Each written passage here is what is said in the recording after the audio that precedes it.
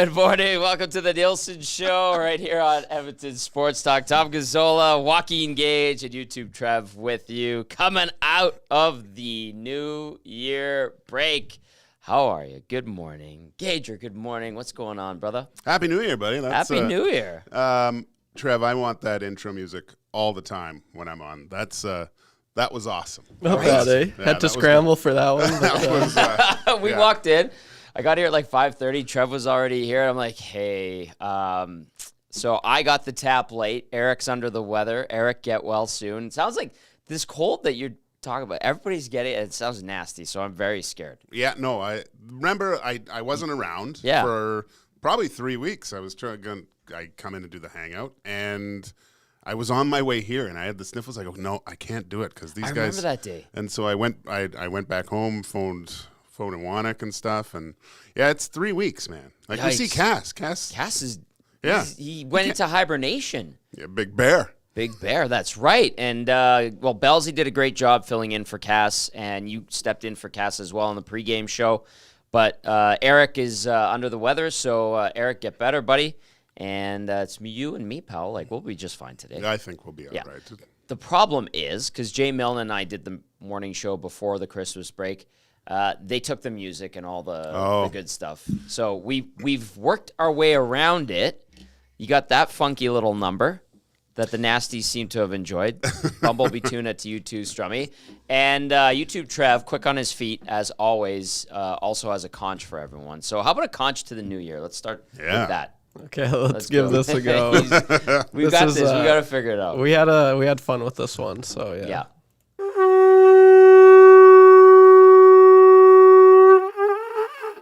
Oh, I like it. I like it. Just little dead at the end.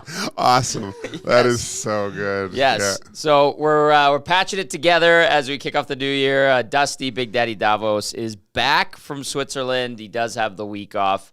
If you're wondering and you've been away for a couple of weeks and you're just tuning in on your way to work, thank you, good morning, all that good stuff. Dusty will be back next week.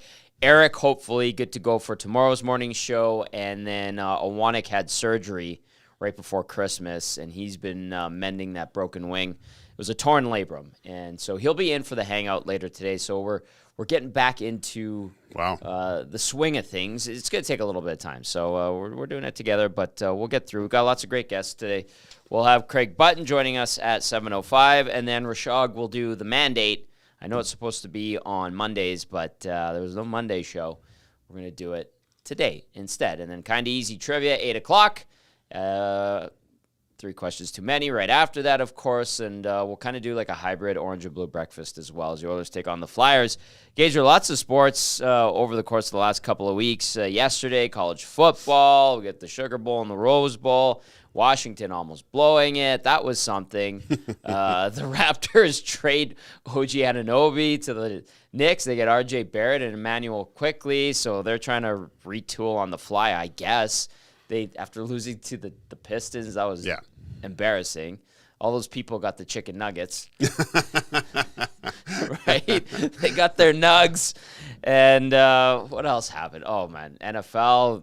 It felt like for like a week and a half stretch, there's a game basically, at least a couple of games every day. Oh, in every sport too. It's so funny because you're always off. You kind of get some time off, and you just don't know what to watch. Like I need like 8 TVs because it's funny because I always feel guilty if I don't watch all the Spengler with Dusty. So it's like, I don't know. I watched a lot of it. I click back and forth. A lot of it just makes me angry that he's there and is able to just immerse himself in the Swiss atmosphere. What a great tourney. Did you ever play out there? Yeah.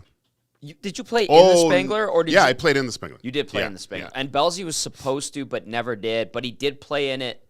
Sorry, he was supposed to for Team Canada, but never did. But he played in it when he was with Mannheim, I think. Okay, yeah. So we went down as the league champion. Yeah. Yeah. No, yeah. So unreal. And it's weird because sometimes every team gets like 3 ringers that they can bring in. So yeah, right. So you would hear like Davos. They had a couple guys from the Swiss league that play on different club teams. Yeah, that get asked to come just to boost up the lineup a little bit. Them winning how big of a deal would that have been in Davos over the weekend? I can't, and the championship's on New Year's Eve. So Yeah. not only do you get the excitement of winning the oldest hockey tournament in the planet, but for the home team to do it, I don't know when would I didn't hear what the last time that happened, but that city, probably went nuts for 3 days after That's that. cool. It's so cool. Yeah. The arena is a thing of beauty. It's artwork. It's artwork. Is it comfortable amenity-wise for players? Or? Oh, I mean, it has an old ski lodge feel to it. So, it looks like that. Yeah, and it's fine. It was completely comfortable. It's just when you're walking out and the feet stomping, it's old school rinks like that where you can you really feel the crowd, and they're just no one sits half the time. Maybe up in there's some areas, but everyone else is standing and cheering and got the scarves out and the flags. Oh, it's just I tell this to everybody. If there's a bucket list hockey item, that should be in the top 3 at least, because there's no other hockey experience anywhere. Maybe World Championships. I've been to World Championships. But even then, it's just where you are on the planet. Yeah. Davos is one of the most beautiful places you've ever been to. I told you that big, huge aerial shot shows you where you are when you walked into the rink. They did a bunch of renos, so maybe they moved that. But it's all glass and stuff. Oh, it's just cool. Great.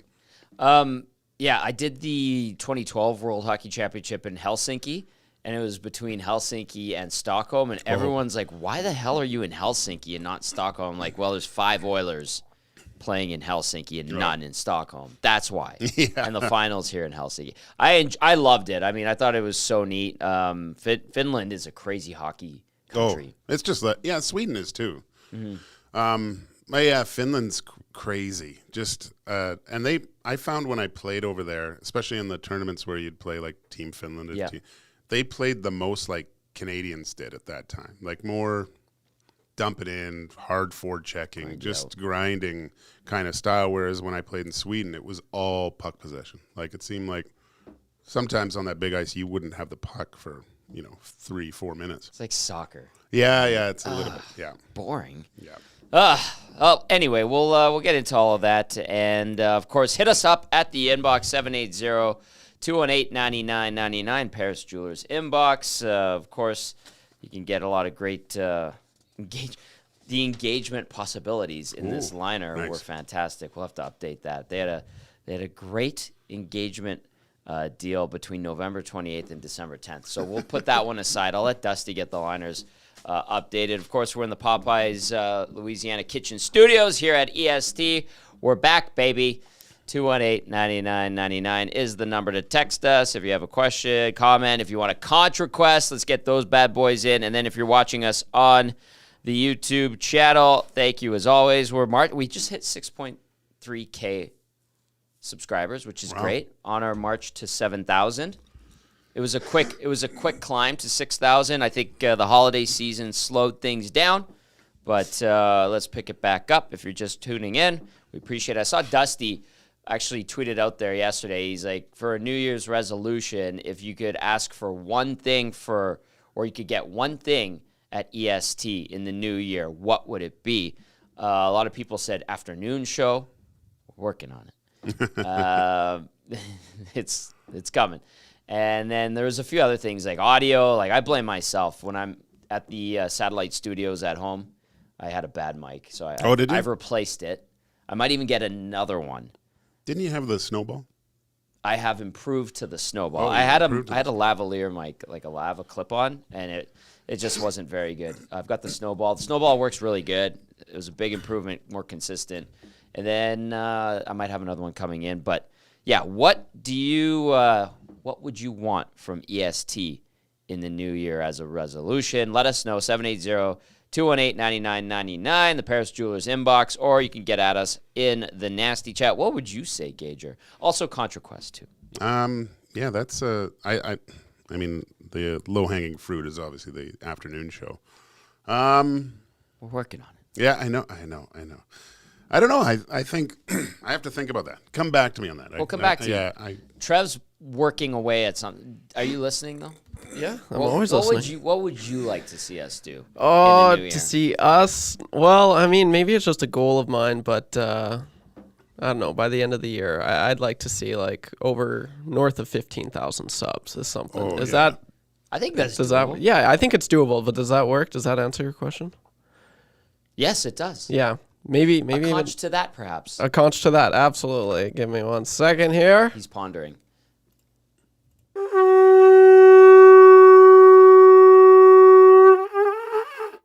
Oh, I love that. Lovely, lovely. That conch sounds like my career. Started out strong and then kind of faded late. Did you come up with something? No, I need more time. I need to be more creative here, Tommy. I mean, everything I like so far. So. It's been good. I mean, we're adding more layers, more wrinkles to it. I would honestly like us to have access to all the bells and whistles of the morning show. That's a immediate gripe. But right. Another thing, yes, afternoon show certainly, and then I'll add a third. Like I hope we get a team broadcast. Oh, aim high. Yeah. I think it's already happening, but so many people complained about the old place and the golf tournament. So I know I've heard rumblings, and I'm not sure, but to have a Edmonton Sports Talk summer golf extravaganza, I think that's going to happen. I think that's what I'm looking forward to because those were a lot of fun. Yes, Awanik's been pondering. Awanik, the wheels are always turning with him. So, he's working on that, and I think we have a great partner in Murray McCourt over at the ranch. So, look for that coming up this summer. And then you know what, the Nasty Bash sounds like it's coming back as well because that first one was so. I was out of town. I wish I was there. I was out of town. I had made holiday plans, and the boys are like, "Nasty Bash is this day." I'm like, "No, you kidding me?" Yeah. And so I missed it. But we have a good group. We've welcomed in some new listeners and viewers as well. And I want to see us grow in the new year for sure. So a conch to all the nasties, perhaps, YouTube, Trev, if we could do that. Here's to 2024. Yeah. And this bad boy picking up steam and getting even bigger and awesome, and keep that beer coming in. I mean, the 6 o'clocker lager is going crazy. I think that third batch is it's on its way too.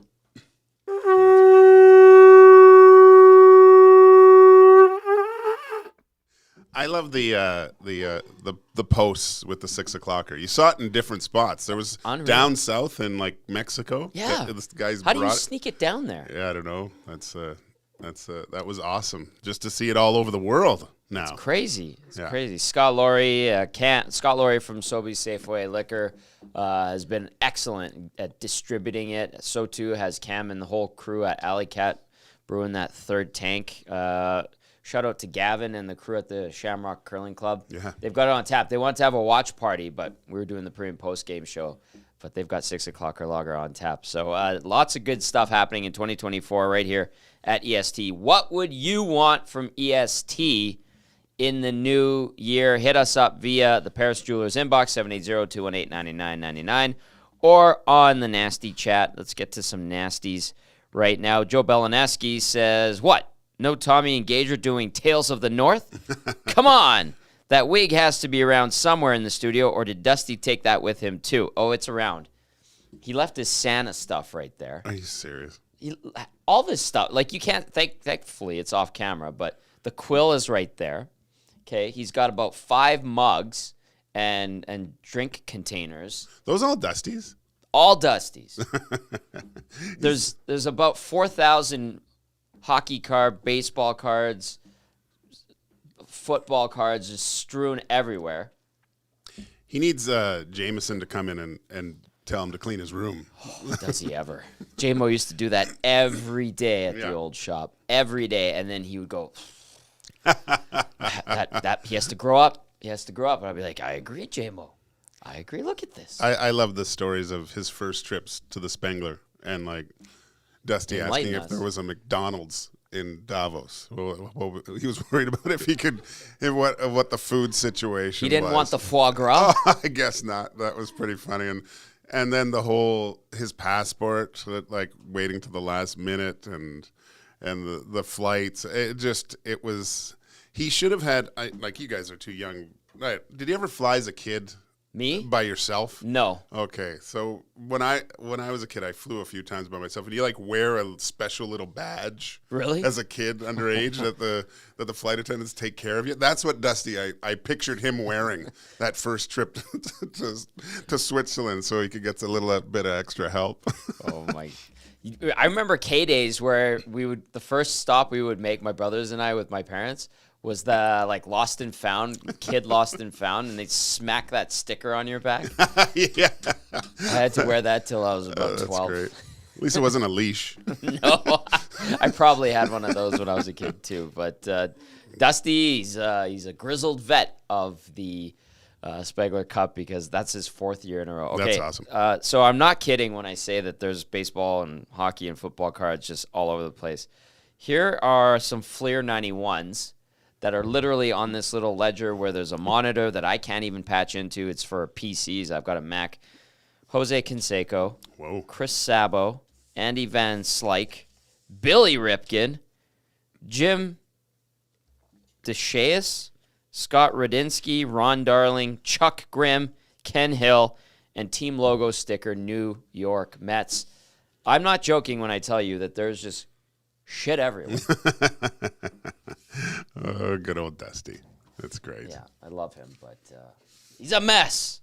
He's a mess. All right, Gagers. So what did you make, or have you been watching the World Juniors, and what did you make of what Canada's been up to so far? I have to be completely honest. I haven't watched all of them. It seems like, from what I've seen, the Americans are getting better each game throughout that tournament. Mm-hmm. But it seems like it's up for grabs. Like everyone's, totally. There's weird victories from different teams. You see Germany getting a peculiar win, and so I don't know. We'll see what transpires with the end here, but hopefully Canada can pull it off. I feel like the Swedes and the U.S. are kind of the cream of the crop. You were worried about Canada? I don't know. Everything's in cycles. Things have been going quite well for Canada over the last few years, so I think that probably you'll see. I don't know, that U.S. team looks strong, but they're playing together way more. You know, right. I think there's more. That's the one thing than when you go overseas and see those other countries. Like, I do think there should be times during the year where maybe there's a few more best on best tournaments, especially at the younger ranks, where even throughout the year, right? I wouldn't mind seeing that. And then you kind of, those. I know there are those U17, U18, like underage, the Holinka Gretzky, yeah, those things. But just and those guys know of each other and have possibly played with one another. But just to get that kind of camaraderie and of playing with the same people at these tournaments and going up against the best on best, I think they could do a little bit more. Well, they get their chance today against Czechia. That game starts at 6:30 our time. Quarterfinals action all over the map in World Juniors action in Sweden. Slovakia and the Finns tied at 2 in the third period midway through. So you can catch all of that action if you're listening to us, and then you can flip it on to TSN and watch that. Of course, the big game, Canada taking on Czechia. You got the U.S. playing Latvia. Latvia with that big win over Germany. And everyone's talking about the Germans being upstart. Nope. Switzerland gets Sweden later on in the day. YouTube, Trev, you're not wearing your Team Canada jersey. What's going on there? I needed to change it up. It was getting kind of smelly, so I didn't decide. Dry clean that. Yeah. I chose on just wearing something a little different today. That's all it is, Tommy. Very nice. And you've kept the mustache, I see. Yeah, we're keeping it. I honestly think I'm keeping it till playoffs. That's probably. Oh my God. Yeah. He's got like a Wyatt Earp thing going on. You do. Yeah. Well, it is Tombstone Tuesday, is it not? Yeah. Oh, yeah. About that, right? Darn. We don't have any thing to play for that, but how about that? yeah. How about that? All right, let's get into the nasty chat here. Joe Belinaski says wrestling/MMA show. There's wrestling on 5 days a week on TV. Laughing my ass off. AEW. Was it Belzy showing us while we were watching the Oilers game the other day, like Christian and the stuff that he's saying in AEW? I'm like, oh my God, that is offensive. I didn't hear it. What was it? It's being some guy's daddy for. It was bad. It was bad. Zedmo says Conch needs calibration. Also wants Don Cherry on. I don't know if that's going to happen. Fergie, hello Fergie's prostate, says happy Hogmanay to all. It's a Scottish thing. Fergie's prostate. Do you know what Hogmanay is? No, please do tell. Enlighten. It's in Scotland on New Year's Eve. People just show up at your house. So you just leave the door open. Yeah, like that. When I was playing over there, I couldn't believe we were over at Ian Herbers' place for New Year's. Herbie, all right. And all of a sudden, all these Scottish guys start rolling in kilts. I thought it was like Braveheart all of a sudden. And they all brought bottles, and before you knew it, the house was packed with all these people, and we were just all jumping around, listening to music and having a great time. And then I realized that's what they do over there. So Hogmanay is this tradition in Scotland where you go to your neighbors and bring some booze and have fun, even if you've never spoken before. Interesting. Yeah. I don't know if I'm comfortable with this. You'd be comfortable. I'd be comfortable with it. it. Fergie, happy Hogmanay to you, too. I guess leave that door open. Yeah. Or go visit people, whatever you do. Next year, I might have to go to Fergie's place, I guess. Well, absolutely. You go see him at the St. Albert Rugby Club. Joel Lavoie says, you got the plumber suit on today. Me? No. Maybe. No. JJ Jakubek says Finland World Juniors black pants and helmets look ugly, ruin the Finnish jerseys. Also looks like the Swedes went with a darker blue. I don't mind it. Strummy, Bumblebee Tuna, once again to you. Strummy says mustache spelled backwards is respect. I agree. A conch for Strummy. Yeah. And a conch for Hogmanay. Let's do it. Let's do it.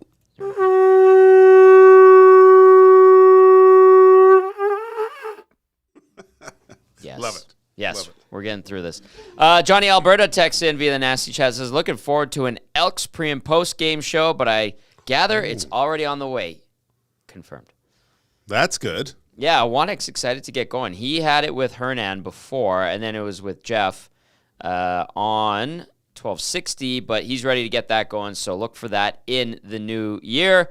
Let's go into the Paris Jewelers inbox, 780-218-9999. Oh, you nasties get at us early. I love it.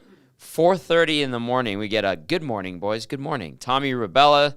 Damn thing won't load. Another thing I'd like to see is this damn inbox load quicker. Yeah. Generally, it works. Oil City Dynasty says, Tommy G, the workhorse of EST. Somebody's got to do something around here. No, everybody looks out for everybody. It's ELE. It's the Jackie Moon special here at EST. Gage. I'd like, I'm just thinking about things I'd like around here. Please, go on. I think a Golden Bears kind of segment, That'd too. Be pretty cool, yeah. I think is necessary. I mean, you've had Herbie on and stuff like that. Have you yet? I don't think we've had Herbie on. We've had a lot of discussion around Golden Bears football, certainly during the season. We tried to get Chris Morris, I believe, but he was pretty busy.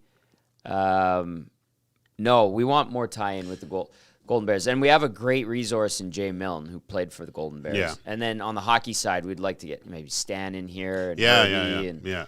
Because that's a very untapped resource of entertainment, the U of A hockey games. It's a blast. Yeah. It's so much fun to go. And it's great hockey. So, it'd be good to get, maybe some of even the players, like they come in and talk about the season and stuff. Just a few more spotlights on some local sports. We didn't do a lot of that at the old shop. Yeah. You know what? Maybe more Oil Kings talk as well. That would be great, too. We've had Peardsy in a bunch of times on the Hangout. I think We'll probably get Kevin Radomski in here. He's president of the Oil Kings, and maybe Kurt Hill. It'd be nice to get Kurt in here as well, and a little bit more representation from the Oil Kings side of things because they deserve some love too. We can keep those ideas coming in. Paris Jewelers inbox 780-218-9999. What would you like to see in the new year from EST? Tommy Rebella says, the weather when Dusty asks if he can finally flood the ODR. Oh, that is a hell of a thing to say to me. Hashtag Tombstone Tuesday. How about that? There's in Terwilliger, usually when I take my dog for a walk, there's ODRs everywhere. Everyone's popped these up. None of them are going right now. It's terrible. Just awful. Wow. That's rough, man. And no moisture. I mean, maybe we get a ton of rain in the spring. I don't know. Yeah, hope so. I hope so, too. Jocelyn says, do not get sick. It's bad. Our house was down for 3 weeks. 3 weeks, man. I couldn't believe it. Like, I thought I was free and clear, and then it came back hard, and put me back in bed for 2 days. It was awful. Yikes. Norman at Combine says, that conch is brutal. I love it. Norm, we got one for you, Norm. How about that? Yeah.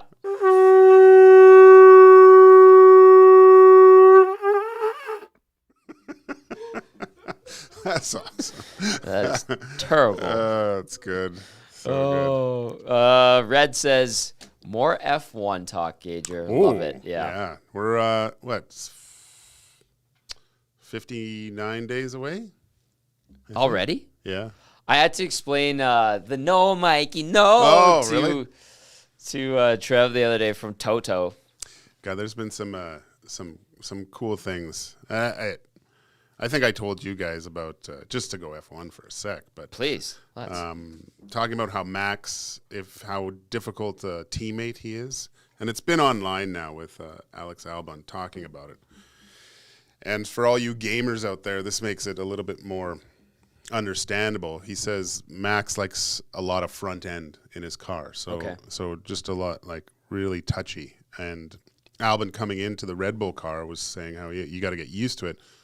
But as Max progresses, he wants more and more, and so you're a little bit behind trying to get up to speed with where the car is at for him, anyways. And he equated it to essentially going mouse and keyboard on a video game, and with the sensitivity bumped up to 100 on the mouse. So when your mouse darts across the screen too fast, that's how Max likes the front end of the F1 car. So man, he's got to be dialed in if he's at that. That level. That's that level of sensitivity, crazy, and how he performs with He that. complains about every little thing, and you hear him complain about things that no one else does on the track. That's probably an indicator as to why. Well, I think all those guys, they've done it so much that they can feel the car underneath them, what's wrong, right? They're so sensitive, and just to hear how he wants a car that sensitive to everything he does, do it at the speeds and things, where his margins for error are so small, right. And so he's even more impressive to me, hearing that with what he's able to do with that car. Damn. Mouse and keyboard, by the way, for video games on computer is elite. Yeah. So people are like, what? Mouse and keyboard? No, it's the most precise. All those people playing on mouse and keyboard have a distinct advantage over us console players on games. All right, let's get to a sports update. The first one of the day. I'm going to do this today. I've got a script and everything. It's all good. Usually this is Eric's thing. We made Jay Milne do it the other day, but let's go. Sports update. Do we have music? We don't have music. Again, I would like the keys to the tickle trunk. It's definitely going to happen. Next time. I'll make sure. Because, I want to play music really bad right now. Yeah. So I'll talk to Dusty. All right. Time now for a sports update brought to you by Green Plan. Providing you with award-winning environmental planning and consulting services, whether it's municipal, industrial, or residential. Plan it right with Green Plan. Visit greenplan.com or give them a call at 780-455-4292, and that's green-plan.com. All right, in the NHL, Joey DeCourt had a big New Year's Day, making 34 saves, while Eli Tolvanen, Will Borgen, and Yanni Gord provided the offense in a 3-0 Kraken victory over the Golden Knights in the Winter Classic at T-Mobile Park. Did you watch it? I watched a bit, yeah. I wanted to see how it looked. Seems like the people in Seattle had fun. They had a great time. Yeah, so we've had a lot of these things. I think they've lost their luster a little bit. But, no, I like the unis. I think they look really good. Nice. Biz beating up the Kraken mascot. Boy, yeah, that was great too. That was pretty fun. So, all in all, I think good for the fans to see. It's a hockey town, though. They've had the Western League team there for decades. They know what they're watching and knowledgeable. So, yeah, it was okay. Yeah, it was good. In the NBA, RJ Barrett and Emmanuel quickly made their Raptors debut after being traded from the Knicks on Saturday. The pair started for the Raptors in what would be a 124-121 win over Cleveland. The hometown boy Barrett had 19 points, while quickly added 14. Pascal Siakam led the offensive charge for Toronto with 36. The Raps hit the road for a 6-game West Coast road swing.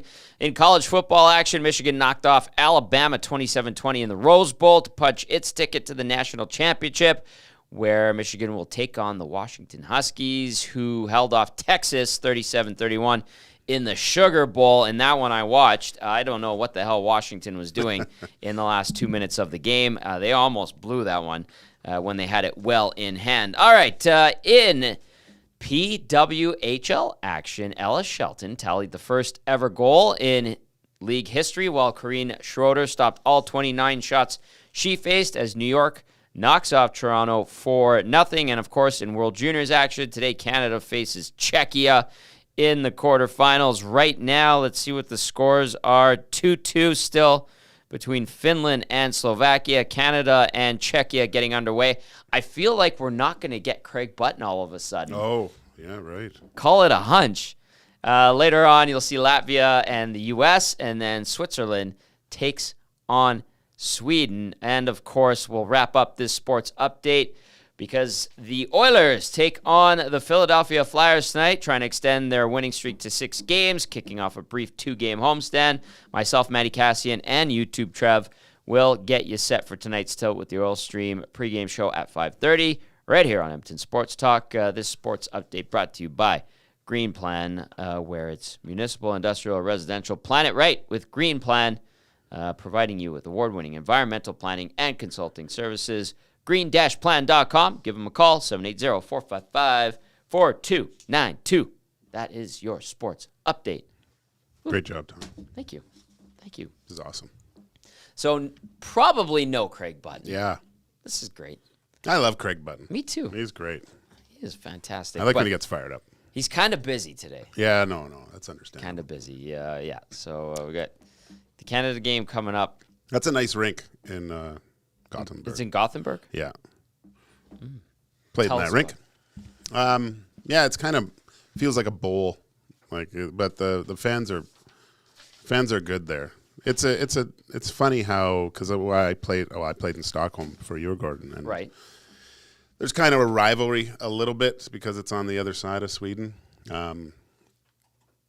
What's funny is, God, I can't remember the names of the actual players that played in Frölunda, but I remember there was 2 guys that were really good hockey players, and it always fascinated me because I heard from other Swedish players that they both had NHL deals, like sitting on the table. These Swedish guys? Yeah, that they could take it, like, we want you 2 years, whatever. I don't remember the dollar amount or anything like that.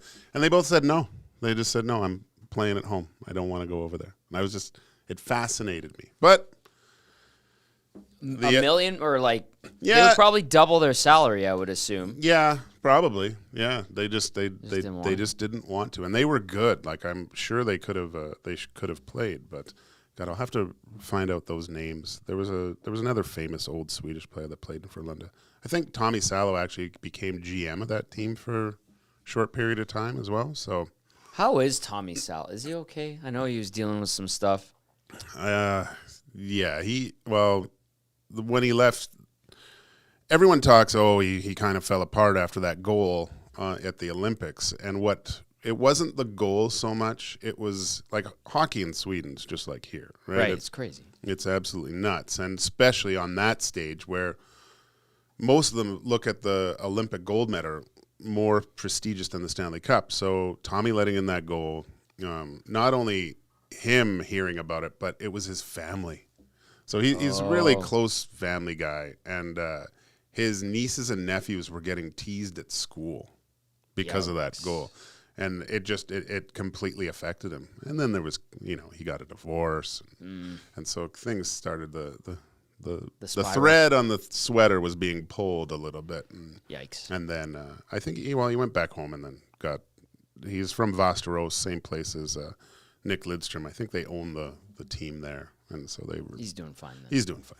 That's good. I liked him. I always liked Tommy Salo, yeah. Belzy played for Färjestad, right? Yeah, and he hates Frölunda. Yeah. Oh, I hate Frölunda too. Okay. Yeah, they were very arrogant. Really? Yeah. Well, it was where Lundqvist played. Oh, right. So, Joel Lundqvist. Both of them. Oh, both of them. Yeah, they both the twins played. So, and I remember, Henrik was just a kid, but very funky kind of. Dress attire, no, really, it was very unique compared to Joel, his brother. Because I remember the next year, I was playing in Germany, and we went up to Sweden for just training camp for some exhibition games, and we played against Frölunda there. And I remember getting in the elevator with him and Joel. Yeah, and I go, "Hey guys, how's it going?" or whatever, talking to him, and then they were like, "I know you," and I go, "Yeah, I played in your garden." And Henrik kind of was like, "Oh yeah, you were pretty good." And I was like, "You little prick!" Of course I was good. I beat you a couple times, you jerk. And then, but he was quite good.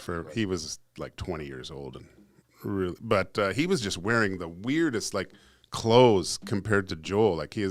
He looked like he was wearing jester boots. They had remember the Iron Sheik's shoes? Yeah. They were pretty close to that. And all this chains and stuff. It was it was unique. But now he's like an elegant man. Yeah, now he's a Hall of Famer. Yeah, that's unbelievable. Good for him. Good for him. I love that. I love that story. Quick update for you. Alex Santeri Kaskamaki rips one past Adam Gajan to give Finland the lead with 1:34 on the clock. In that game between Finland and Slovakia, Canada getting set to get underway, taking on Czechia. It is the Nielson Show here on Edmonton Sports Talk. Gazzola in for Dusty, Joaquin Gage in for Lieutenant Eric, or it's the other way around. It was supposed to be you in for Dusty. Really? Yeah. Those are big shoes to fill. They're literally big shoes to fill.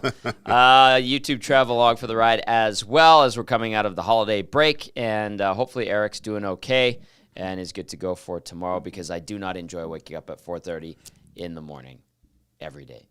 That's tough. But for you, any day, pal. Any day. A conch to Gager for coming in on the morning show, giving it a go.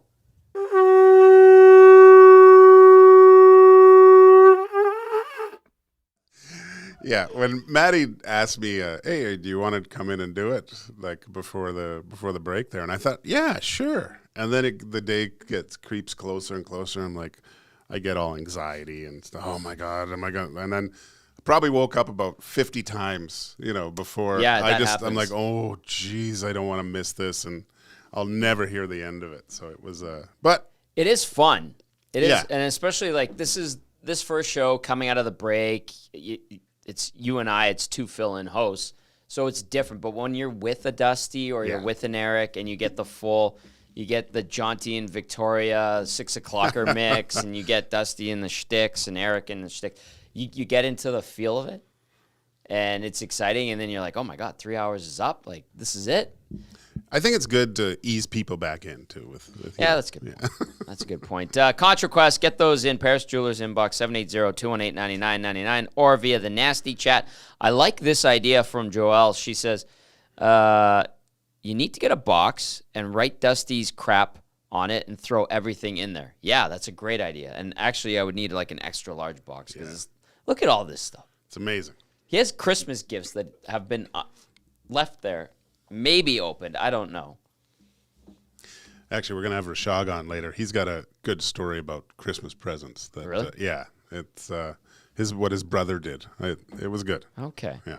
Strummy says the conch sounds like one of those long farts that you run out of push for. Thank you, Strummy. That's good. Thank you. Just what we needed at 6:41 in the morning.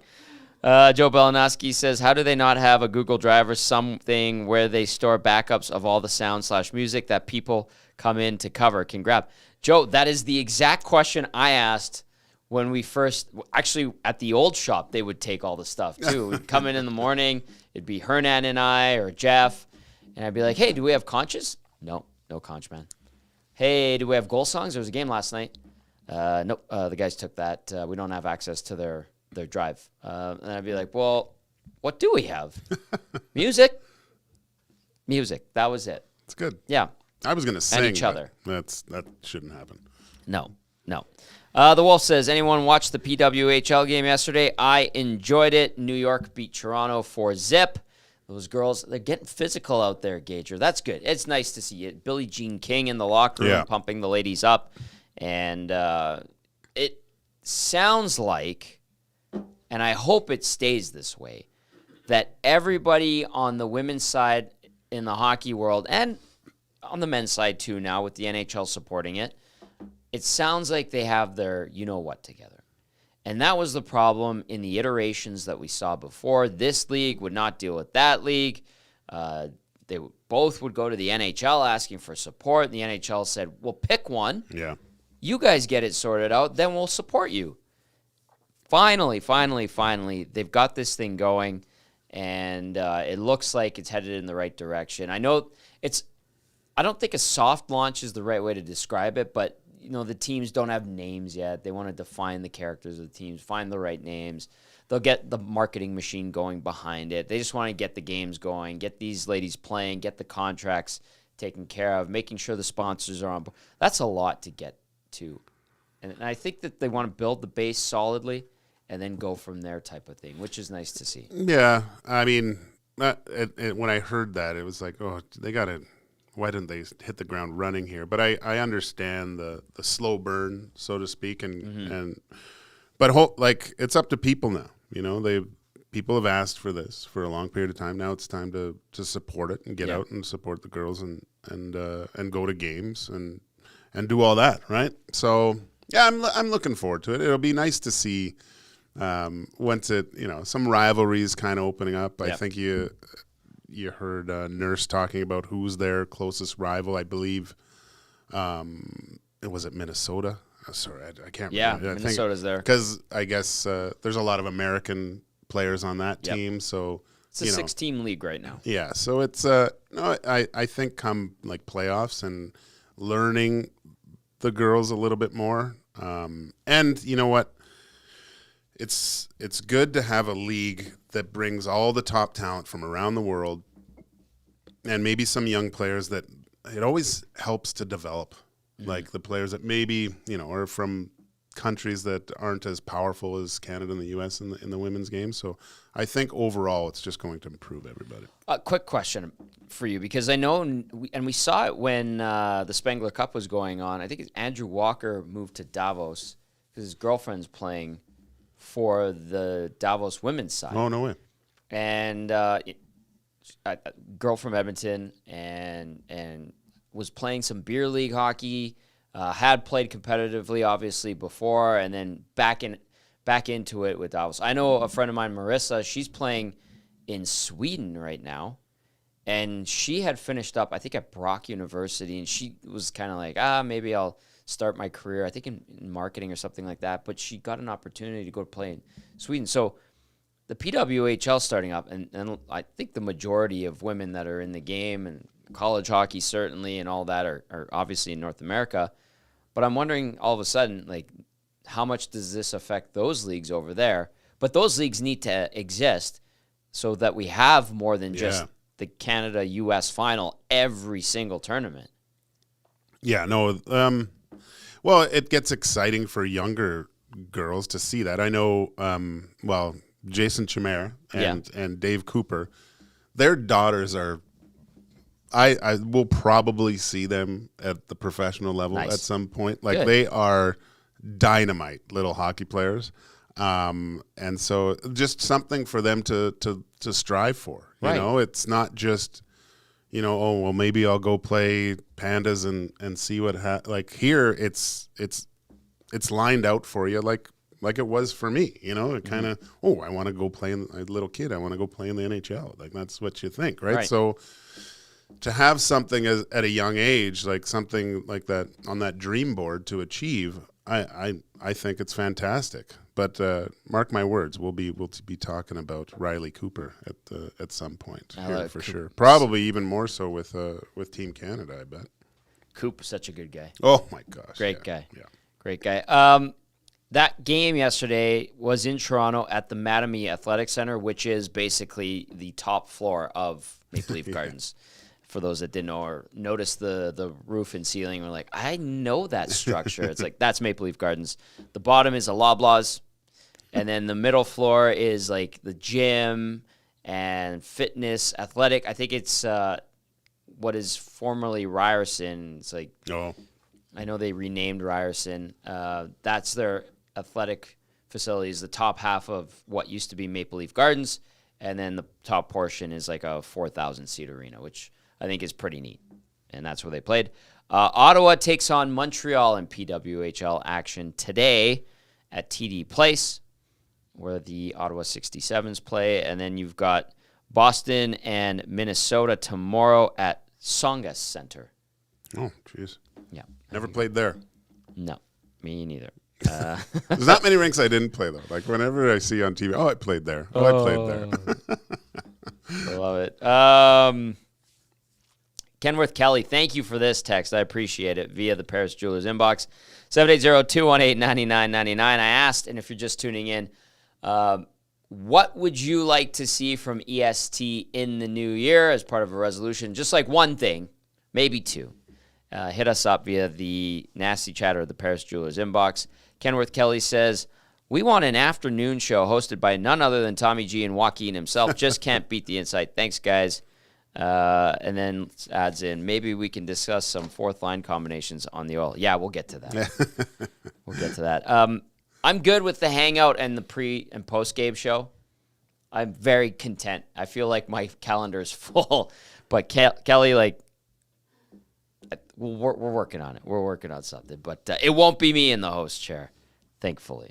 Maybe more Gager. Yeah. Although you're busy too. I'm pretty busy. And you've got two guys and a goalie like twice a week. Yeah. No, and you fill in on pre and post game. And Hangout. Try to do once a week. Spot, so it's and too much of me is not good. I feel the same way. Yeah, it's been too much of me on this damn station lately. I've said it. I'm like the David Spade of EST. He's great in little spots. They why aren't you on more? And then if I'm on more, they go, that's why.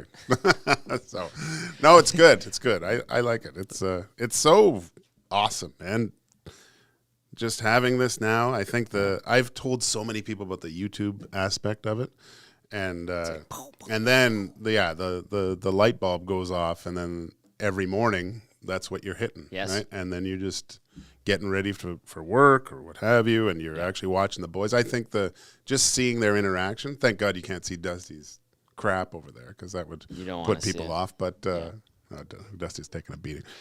But, yeah, no, it's great. Can't wait to see what 2024 holds coming forward. Maybe because I'll probably be doing Elks games at the old concession. Yeah, you will be. So there'll be a lot of wiener talk.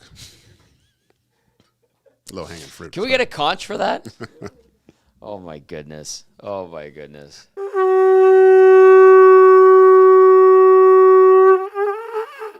Oh, is it? Okay. Yeah. 780-218-9999 or via the Nasty Chat. Good morning. It is the Nielson Show. Gazzola and Gage in for Dusty and Eric. The boys, Dusty will be back next week. Eric trying to fight off a bit of a cold. Hopefully he is good to go for tomorrow. YouTube Trev holding things down at the helm when it comes to the controls. Atif chimes in this. What are you doing up this early, Atif? Good morning, Atif. Says, good morning, boys. I would like to wish you guys a happy 2024. What's this year? Be amazing for you. My New Year's was pretty quiet. I had some roast duck. Ooh. Thanks to the Oilers and a 6 o'clocker lager. I wanted your opinion on Connor Brown. He looked really good in the last couple of games.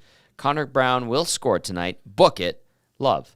Atif, your thoughts on Connor Brown? Yeah, I thought actually the Winnipeg game, the Anaheim game, he looked. Yeah, it's funny. I think he needs just that one to go in, maybe, possibly, because you see what's happened with McLeod so far. The guy's on fire. I think partially just going to the wing and playing with Leon has helped. Fogle, jeez, he's pricing him out of a contract. 5 points the other night. It's crazy here. So just another element that teams have to worry about now, because if you remember back when they were trying to find something with Leon. Right. And it wasn't working with Kane. Nothing was really clicking there. And to see him kind of, Leon kind of wears his heart on his sleeve a little bit. You can see how when he's upset out there and he wants to produce. But now you see those guys, you can always tell when chemistry is working with a line. Yeah. Because the smile, I haven't seen so many smiles on Oilers' faces after goals. Since they look like they're scoring in playoffs, there's seeing Connor that game when Ryan scores in overtime, like he looked like a little kid. Like I went to go see my buddy, this kid play at the tournament, and seeing all these little kids jump up and down. That's what he looked like. Yeah, and that was nice. So great to see him being excited instead of just looking like his puppy died every time he scores. It's great. I think it's infectious with the team. There's you have that swagger of when you skate by the other team's bench and you high fives and guys are all pumped up. It's taken a little bit away from the other team, showing how pumped up you are for scoring too, right? You see World Juniors, you see those guys do it all the time, right? And they're almost too much to a point. It pisses me off as a viewer. Because I'm thinking to myself, if I was on the bench and I watched that jackass skate by like that after a big celebration and go right by my bench and then do the high fives, I don't just get it when it's like against Canada or something like that. If I'm watching Latvia, Czechia and I see it, I'm like, oh, that really grinds my gears. Yeah, well, trust me, Tommy. A lot of guys scored on me back in the day. When they give you the big Ric Flair woo when they skate past you, it sucks. Yeah. I like Ryan McLeod's goal scoring celebrations where he's just like, old school. Yeah, got one. Nugent Hopkins celebration. I respect. Maybe I'm just old and crudgy. I don't know. I want to ask you something. I'm going to save it for later. It's in regard to what Atif brought up, and we're talking about McLeod and Fogle and all that, and Evander Kane being on the quote-unquote third line. Well, it is the third line. Let's not kid ourselves. But we'll get to that a little bit later on in the show. Let's get to some conches here and some texts. Sheldon, not in a white garbage truck, says, that was me that brought the 6 o'clockers down in Mexico. It was easy to bring it down. I had an extra pound or two in the check-in luggage. Sheldon, not in a white garbage truck. Oh. Let's give him a conch for that's that. A conch that's for a sure. Conch for sure. Let's do that. Nice.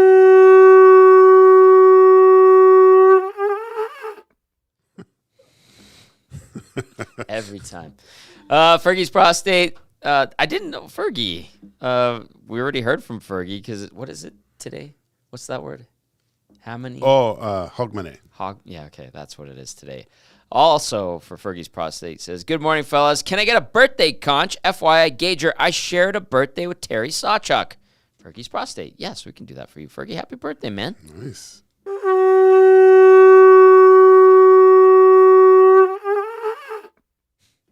Coach Mike says, why did hockey not take off in Norway much as it did in Sweden and Finland? Did you ever? They play. Oh, yeah. They're at the World. They were at the World Juniors, but it.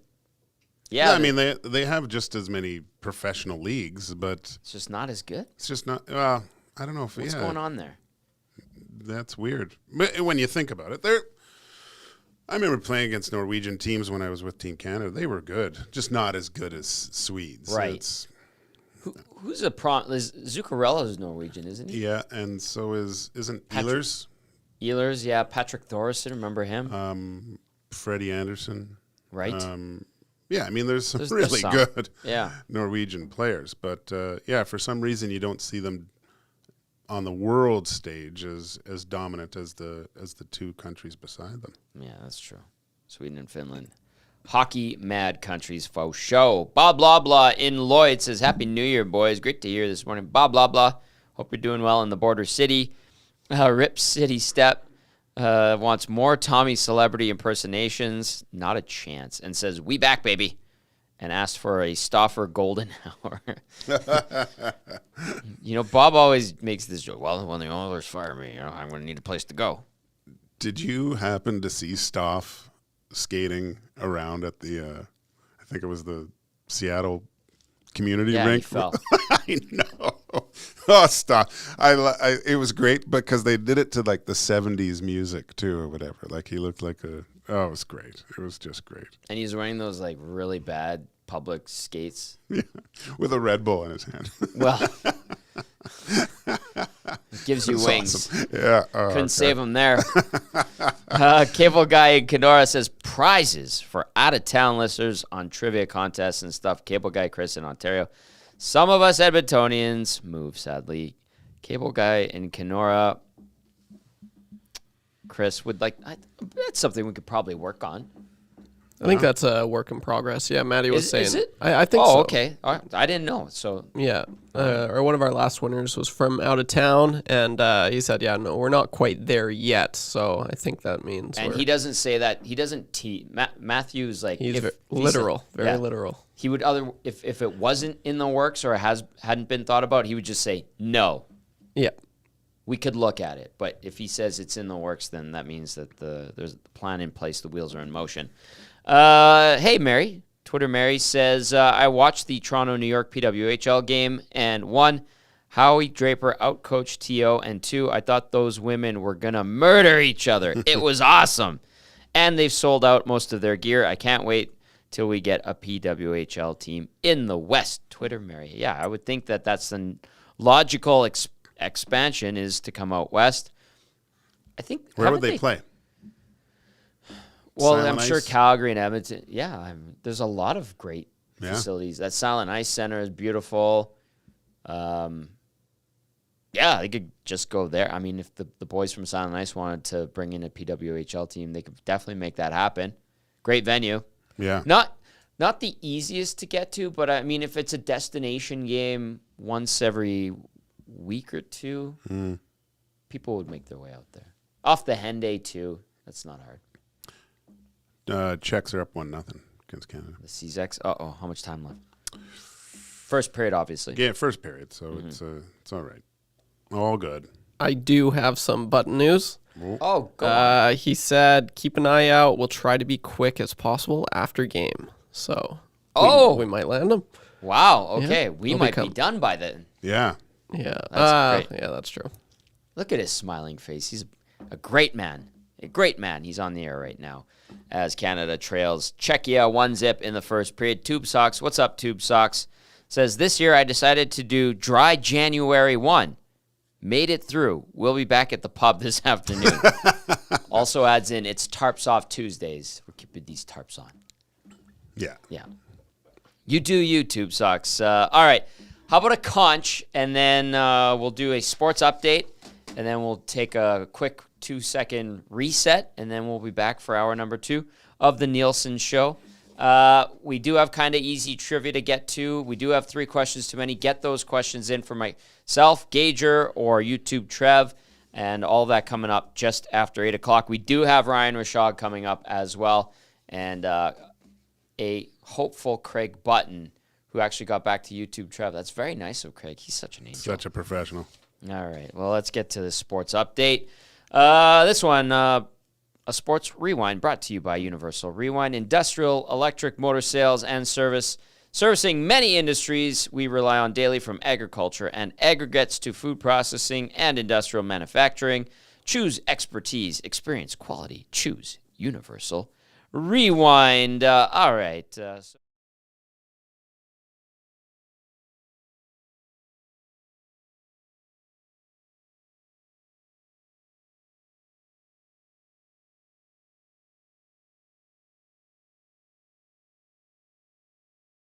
Classic at T-Mobile Park in the NBA, because this is Association City. R.J. Barrett and Emmanuel quickly made their Raptors debut. After being traded from the Knicks on Saturday, the pair started for the Raptors in what would be a 124-121 win over Cleveland. The hometown boy Barrett, 19 points, while quickly added 14. Pascal Siakam led the offensive charge for Toronto with his 36 points. The Raps hit the road for a 6-game West Coast swing.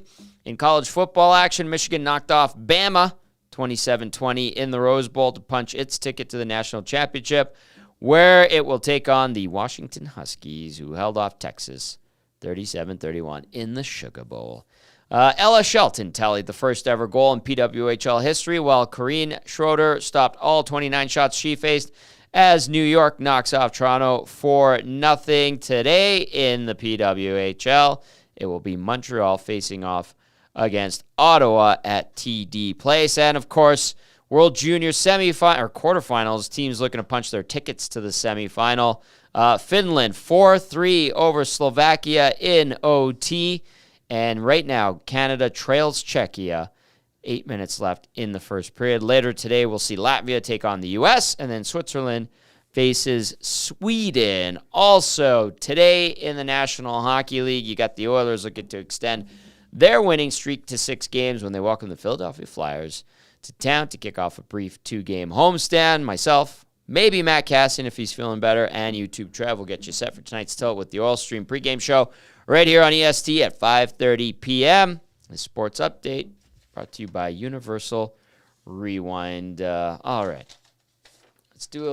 Can we do one of those little breaks where we go to the wide shot and the music plays? Yeah, let's give that a go here. Reset? Yeah. 3, 2, 1, here we are.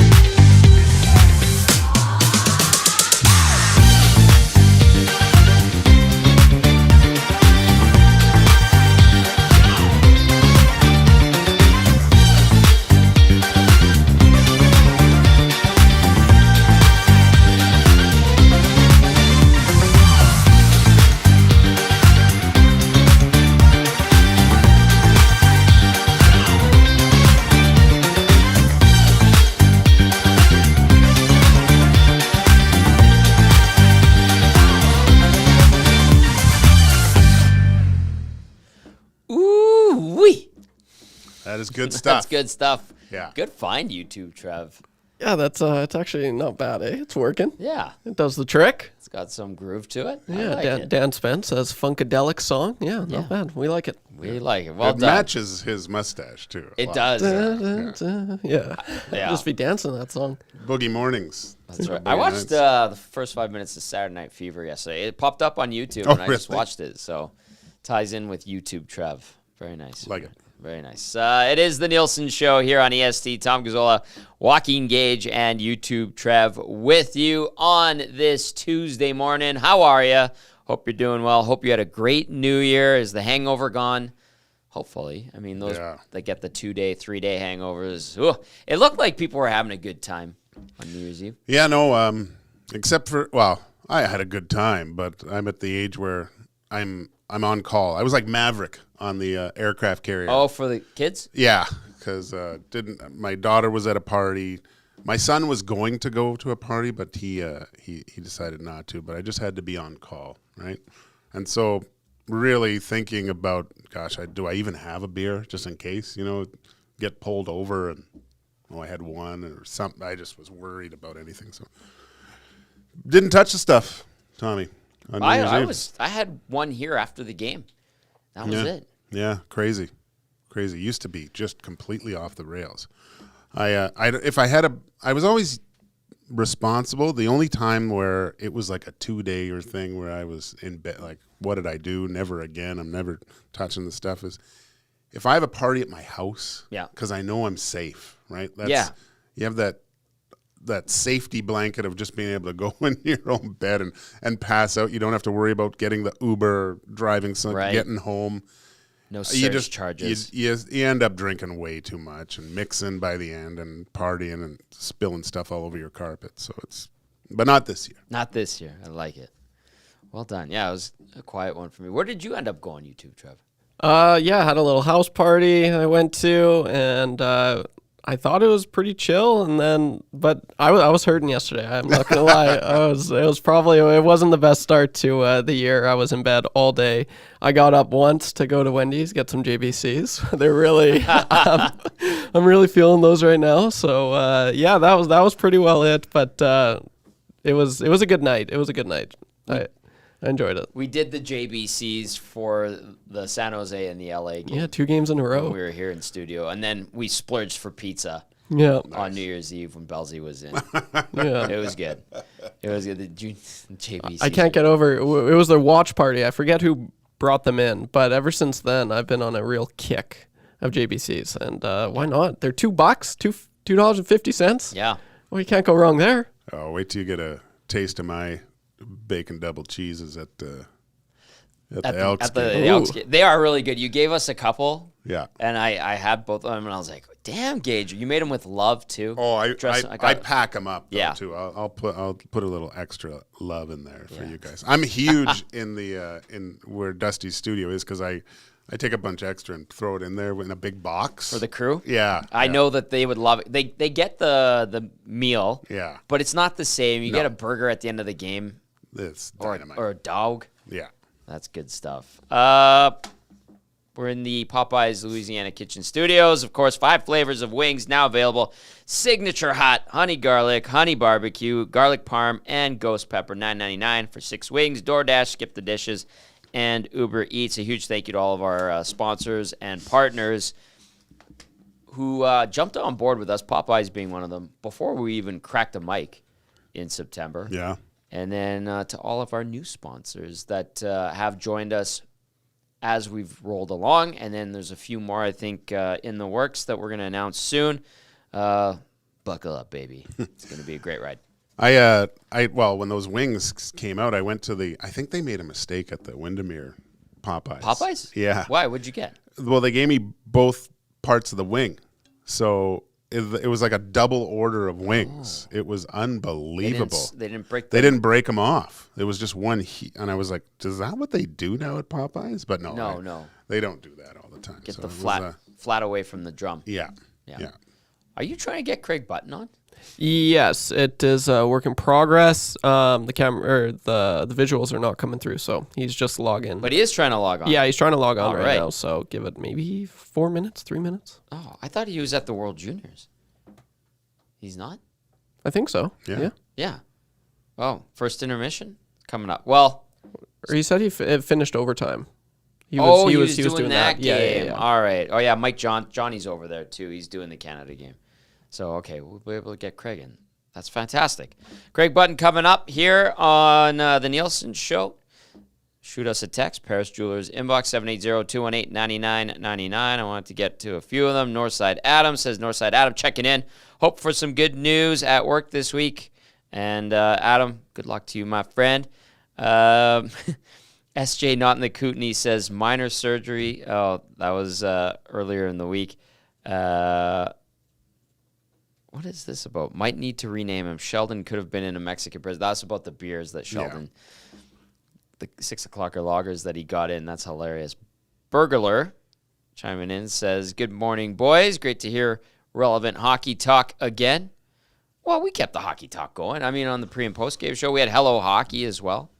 Yeah. But not the Monday to Friday window, if you will. But Burglar, Great to hear from you, too. Barry the Cheater says, that intro, those beats be banging. Yes, sir. And Burglar also adds in, hope your holidays went well. Apparently, so far, the Oilers, which is reassuring. It's great to see. Keep those texts coming in, 780-218-9999. Top Gazzola, Joaquin Gage with you. Let's go over to the Nasty chat. The Georgia Satellite says, morning, Nasties. Happy birthday, Fergie. Yes, Fergie's prostate. It's his birthday today. Savage the Plumber says, morning, everyone. Very late, I know. I'll be better next time. Good morning, Savage. Maybe he's got a 2-day hangover. It might be. Maybe. He slept in, didn't get enough sleep last night. Dan likes the song. Fergie says, do we know if Eric shaved his head? I have no clue. I have no clue. And, yeah, what do you got? Hey, did you see the geeky hit that he got? Yeah, I did. Yeah. I was going to ask Craig about that. Okay, we'll get into it with Craig, I guess. No, let's do a little preamble on the geeky hit. What do you got? Well, I remember just going back to when I was with Team Canada, that was the biggest thing to adjust to is the reffing. Like, you almost get penalized for hitting too hard, right? When you railroad someone. And, when you watch it slow-mo, regular speed watching that hit, I thought it was just one of the cleanest checks. Right. But still, I come from a time where if a guy's head was down, you buried him too. But it looked like it was shoulder to body. When you slow it down, you do see head contact with the shoulder. But he's sick. What is Geeky's like 6'4", 6'5"? Big guy. And a lot of these guys are small. He shouldn't be penalized for being taller than the opposition, right? But I'm glad he didn't get suspended for more than. But to me, that's a 2-minute penalty. That's it. I didn't even think it should have been a penalty. Well, just because of the head contact, I understand it. But, to be ejected for, in my opinion, a really clean check. And it was, probably because he just ran him over. The refs over there are so influenced by crowds and, unfortunately, football, soccer a little bit. And it seems like they call these hits that shouldn't be penalties just because they're big hits. Speaking of reffing in the World Juniors, like when the Owen Beck, when he got ran from behind a couple games ago, and they assessed no penalty, and they said he turned into it, and the mic catches Alan Letang talking with the ref, and he's like, really? You're going to stand by that? Like, I thought he was going to pop off. I'd be losing it on that. I know he handled it the right way, obviously, but that's a boarding penalty. Okay? Yeah.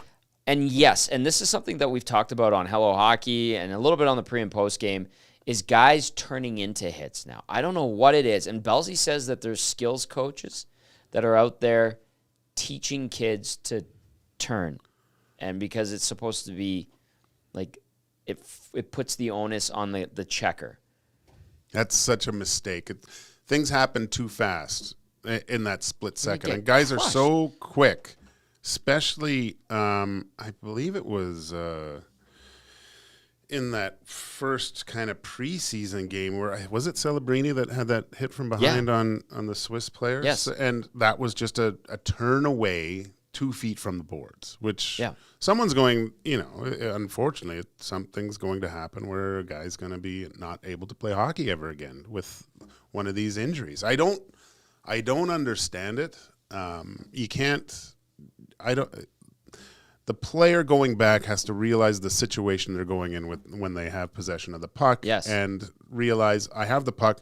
There's a good chance someone's going to hit me first of all, and I don't understand all the turning. It's so dangerous for people, and you can't expect guys in a physical game that are taught to finish their checks that close to the boards. You have to prepare yourself a little bit better. The skills coaches who are teaching it and are saying or encouraging it, that needs to stop. And like when Belzy mentioned it, I didn't want to believe him because I thought that was so stupid. Yeah. But he says it's out there. He had a term for it that's used, and he despises it, and I understand why. And like Gager, you're going back for a puck. You have someone who's 180 to 200 pounds coming at you at sometimes 30 clicks, 30 clicks, right? and you're going to make the play and not protect yourself and turn your back on them and expect nothing? Yeah. Stupid. Yeah, it's so dangerous. And you know what? Really, and I'm just looking at kind of D-men going back for pucks or certain situations like that. You have to be aware, just so you know where the puck's, where you're going to move the puck. You got to see the play, like shoulder checking. You see guys, okay, there's a guy on me, and then turning back towards the boards and thinking everything's going to be okay. I don't know, man. It's dangerous, and at this point, we've talked about it in the NHL that it's not even getting called that much. Like there's what is hitting from behind. We went through that 1 week where. Yeah, that one Evander Kane on Brodin. On Brodin there. That was a penalty for sure. Brodin made the play on his backhand, but he turned.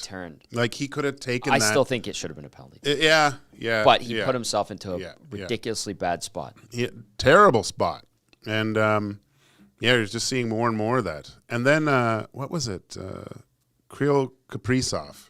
He gave the reverse shoulder one time with the back, right? Yeah. So then he got injured. But yeah, I don't know.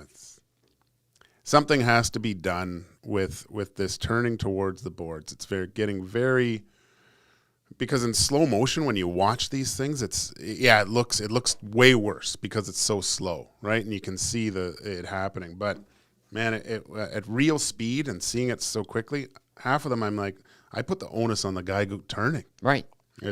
Stop teaching kids to do that. It's a recipe for disaster. Canada trails 2-0 to Czechia. If they lose this game, I mean, yikes. But like you said at the start of the show, you had some doubts about Canada. You didn't feel that they were you called it the cycle. Yeah. And they've had their run at the top of the mountain, although they generally are at the top regardless, but Czechia is up 2-0 after one. And earlier in the day, Finland 4-3 winners in OT over Slovakia. You've got Latvia taking on the U.S. and then Switzerland and Sweden. Text comes in from Matt, says, have you told Gager about you getting Bell's name wrong on the post game the other day, Tom? I was going through a restart, and I said, Tom Gazzola, Sean Brown. I was like, and he's like, are we going to let I didn't. And we were talking about Connor Brown. Oh, yeah. And, of course, Sean Brown, who we know, part of the Oilers alumni. I felt so bad. Thank you for bringing that up, Matt. Last year, I called you Tony. You did? Yeah, so that was awful. I felt bad about that. I'm kidding. But I was just working with him, too, so I was... It happens, Matt. It's going to be okay. It's going to be okay. All right, another text comes in. It says, morning, boys. Happy New Year. I'm watching on a delay this morning, but I'm hearing people gone their 2 cents on what coverage and talk we'd like this year. I was a live golf hater, but one weekend down the stretch last year, I threw it on for the final tournament, and it was electric. Maybe if there was a bit more coverage, I could have gotten into it sooner. The golf is fantastic. Cheers, boys. Yeah, live. It's going to be interesting, like live this, what kind of merger that they have with the PGA. And John Rahm going over to live was insane, or about to go over to live for that, $600 million ticket. Yeah, the money is crazy. And yeah, you can say what you want about where it's coming from and things. I just hope that, I mean, $600 million, that's a lot of dough. Does anyone really need that much? That's what The answer is no. Yeah, and I'd like to see them do stuff positive with that money. Sure. You know, like hopefully, and I'm sure they do. When you get to that level, there's all sorts of charity things you do, but I'd like to see them giving back to certain areas. Golf is a tough sport for young kids to get involved in, just because of the cost and things. So if I was an elite golfer like that, I would definitely be looking to help out a younger, or start something like that encourages young people that maybe don't get a chance to play golf, because it's fun. Golf's a lot of fun. Great social sport. I love being outside. I love being with friends. It's a mental battle too. Yeah. Right. There's a physical element certainly, but the mental aspect of the game, you're challenging yourself. and then you throw in competition. Live is interesting. Like obviously the field in general is not as strong as the PGA. And I said the field in general. Now there are some all-world players that are at the top of the mountain when it comes to the world of golf. The 54 holes as opposed to 72 is interesting. The team format's kind of cool. The shotgun starts is different. I like that they can wear shorts. I don't know why. I'm like, that's great. It's only 35 degrees where they're playing, and these guys have to wear pants on the PGA Tour.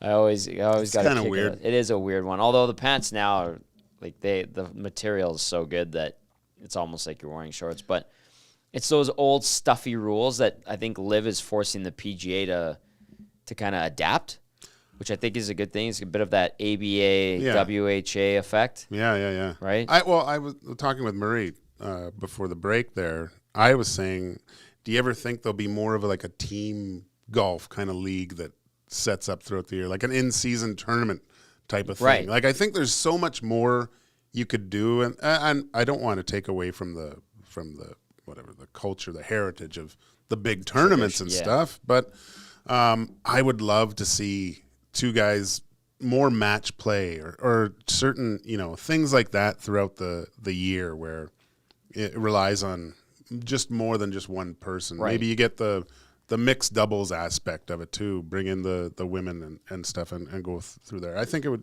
There's just so many other things that you could do to promote it aside from sticking to the status quo. It's not going to play, yeah. And listen, they do the pro-ams every now and then. There's some match play tournaments. You get the Ryder Cup every couple of years, but that's not the same. No. The team element is kind of neat. The coverage, I think, when Liv got its TV deal, got a little bit better as well. Because at first it was just broadcasting on YouTube or Facebook or something like that. But there's growing pains. They have a ton of money, obviously, behind them. So we'll see. We'll see where that goes. But yeah, there's some great players on that tour, and they keep plucking them from the PGA. And what this merger looks like, and it doesn't sound like anybody's really overly happy about it. Maybe the guys on the Liv side, that was probably their plan all along. But we'll see where this goes. Did you see that text from D on there? Yeah, I want to get into it. Do you want to read it? Yeah, we brought in a skills coaching class. They come in and told our Pee-wee hockey team to just turn and not worry about anything because they were not allowed to hit anyone. I had to tell the team afterwards to make sure they protect yourself at all time. Use the glass to see the reflection to see if someone's going to hit you. D. That is frightening. Especially because if you're looking at I heard looking at the glass, but you can't always rely on that either. Yeah, it's tricky, but wow, just to turn, very dangerous. That's upsetting to hear. To put players in vulnerable positions, and it's not right, not right at all. Someone's going to get seriously hurt. We're seeing it. Yeah. Brodeen's out. Yeah, so how many checks from behind in the NHL that have lost man games to checks from behind have you seen? I have to look into it, but and so D validates what Belzy, and I obviously believe Belzy. Yeah. Like I don't think Belzy's going to lie. Yeah, he's coaching U18, elite U18s, and that's what you're being told is to turn. Crazy. No. And Gager, I mean, what happened to, remember, bracing for impact? Guys would, get their hands on the glass and absorb. Yeah. Tie the puck up. I know you want to move it. I understand it's all, hockey now is quicker, move the puck, you want flow, you want quick transitions. I 100% get that. But I don't want to be quick transitioning and relying on my winger who might make the play, and then sacrifice my back, my neck, my ability to walk, to just turn. That's stupid. Yeah, no, that's really frustrating. That's going to bug me the rest of the day.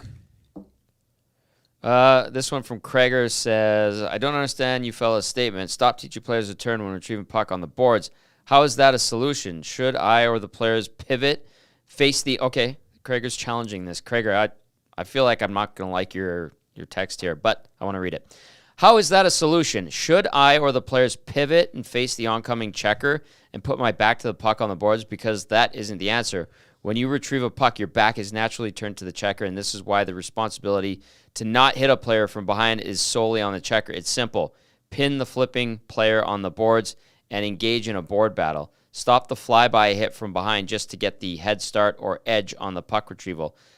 Pinning a player along the boards is a play that is already taught in minor hockey. Where does this type of play go once you're in juniors or pro leagues? Gregor, do you want to go at that one first? Yeah, no. I understand what he's saying. Yeah, I do too. But so if we're looking at that, a D-man going back for the puck, there has to be shoulder checks to see who's on you. You have to be aware, first of all. I'm saying you have to realize there's a guy there, first of all, and for you to avoid, they're trying to avoid the check, and sometimes the forward checker coming on is going to finish the check, right? So where it would just be kind of the rub-out play, right? And the defenseman, essentially, no one likes to get hit, but you hear the old adage, taking a hit to make the play, right? Sure. So this is essentially taking a hit to make the play. But what we're seeing is guys are getting all close to the boards, a forward checker or someone is coming into the hit, and they're turning away while this guy is finishing the check, exposing your back instead of taking it on the side or what have you. That's the dangerous side. I hate to see when guys are about to get hit and then turn back and put themselves in a position where they could get seriously hurt. And there is onus on the player going back. Like, you can't just run from the other side of the ice when you see numbers. But you hear on the broadcast, I saw it. You can see numbers there, but you didn't like half a second before. You saw his shoulder or something, right? So it's difficult. I just think guys are aware of it more so because of injuries, but I think guys are turning more and more, A, because they're getting 2 minutes at times, and B, it's now it's getting taught, which is crazy. Yeah. Gregor, I would ask you, when you're teaching your kids to forecheck, what are you telling them? Yeah. What are you telling them? And hitting doesn't start till bantam now, right? Or pardon me, U15. Yeah, it's not. It's about learning how to receive a check. That's the biggest thing. Like, everyone can learn how to body check, but learning how to receive it and take it is a whole different skill. And I understand like Gregor said, pin the player on the boards, engage in a board battle.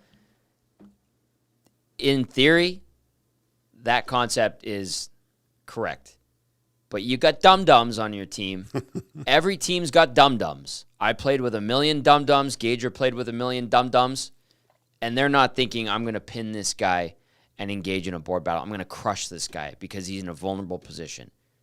And unfortunately, there's too many stupid hockey players out there that do that. Yeah.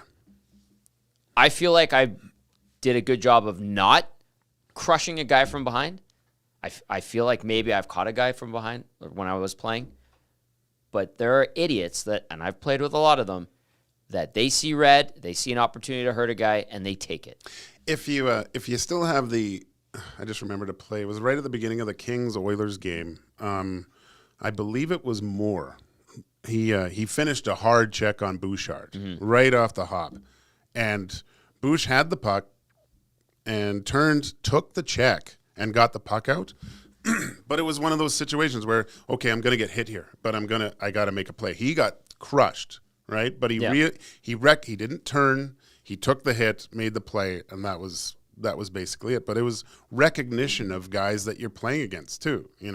Obviously in the minor leagues, you're not going to know everyone, but in certain situations, you start playing against certain players, you start realizing, okay, this guy likes to finish his checks. You have to know who you're out against, especially. Well, Brodin, if you're out there with Evander Kane, good chance he's finishing his check, right? So you have to be aware. Yeah, absolutely. YouTube, Trev, I saw you try to get Craig Button. I'm guessing his internet in Sweden wasn't good. Yeah, something like that. I feel really bad. I feel like I let the Nasties down, but that's the way she goes. That's the way she goes. So, yeah, sorry about that. We just had some technical difficulties. Ryan Rishaug should be good to go though. I could have. I was in quite the predicament. Are you thinking about solutions now? Well, no. Like I'm still thinking if it's worth doing, but I try. Like if I could No. Yeah. Let's just move on. Let's just move on. Okay, that's the play. Give Craig the day. Okay, let's give Craig. I love Craig, but we can move on. We have kind of easy trivia coming up. 3 questions too many. Fire your questions our way. Paris Jewelers inbox 780-218-9999 or via the nasty chat. Do you want to do kind of easy trivia? Could you come up with 5 questions? Well, 5. Jeez, I was hoping for your really hard ones. So I can do that. But I need more time than that, Tommy. I need more time. Maybe. All right, I can do it. I'll do it. We'll do it. When we get to 8:00, we'll do a sports update and we'll do a quick reset like we did going into the 7:00 hour, and then I'll have some questions ready to go. I'll help you with the questions. How about I give them to you? Okay. Okay. You want to do that? Sure, I can try. Okay, and then of course, 3 questions too many. We want to hear from you. If you have any questions for Gage or myself or YouTube Treb, fire them our way. By the way, big thank you to another partner, A&W. I see that they've got the spicy dill pickle burgers. You get the spicy dill pickle buddy burger, $3.99, or the spicy dill pickle mama burger for $5.99. Interesting. I like that. I would try that. Yeah. I would try that indeed. The buddy burger. You know who brought in buddy burgers when we had our 2 drafts ago? Was Troy. Why are you laughing? Or was that the watch party? Yeah, every time he comes in, he'll bring in some food, and I love it. And he has a beer in his hand. Yeah. It was the Buddy Burgers. I think he.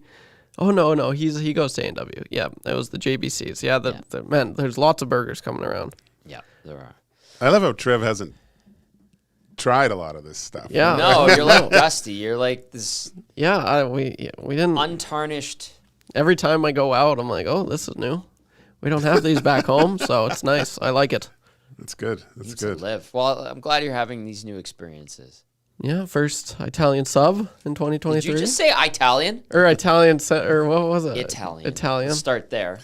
Italian. From the Italian Center Shop. Yes. And, AKA Spinelli's, as I was told growing up. Yeah, first Donaire, first JBC. Had a lot of firsts. I've got him a few Donaires, actually. Oh, Operator Rich complaining that we haven't talked Oilers. But we'll be talking Oilers. Yeah. Well, you know what? We'll do a sports update, then we'll talk Oilers. How does that sound? Rich, just for you. We've got a former Oiler here, analyst.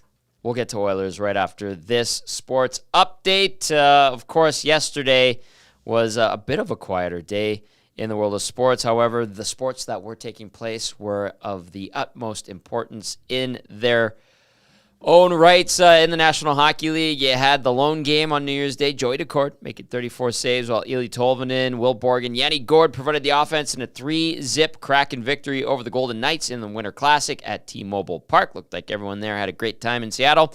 In the NBA, RJ Barrett and Emmanuel quickly made their Raptors debut after being traded from the Knicks on Saturday. The pair started for the Raptors in what would be a 124-121 win instead of coming off the bench.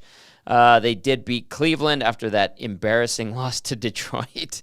The hometown boy, Barrett, 19 points, quickly added 14. Siakam leading the charge for the Raps with 36. Toronto hits the road for a 6-game West Coast road swing. College football action, we saw Michigan knock off Bama. The fact that Bama was in there was controversial, too. That game, 27-20, Rose Bowl, of course. So Michigan punches its ticket to the national championship, where it will take on the Washington Huskies. Washington almost pissed its game away. They held off Texas 37-31 in the Sugar Bowl. Over to PWHL action, which officially got underway yesterday. Ella Shelton tallied the first ever goal in PWHL history, while Corrine Schroeder stopped all 29 shots she faced as New York knocks off Toronto 4-0. Today you've got Montreal and Ottawa going toe-to-toe at TD Place. In World Juniors action, quarterfinals already underway. 1 game in the books. The Finns knock off the Slovakians 4-3 in OT. Czechia up 2-zip on Canada in the second period. That one 2 minutes into the second period.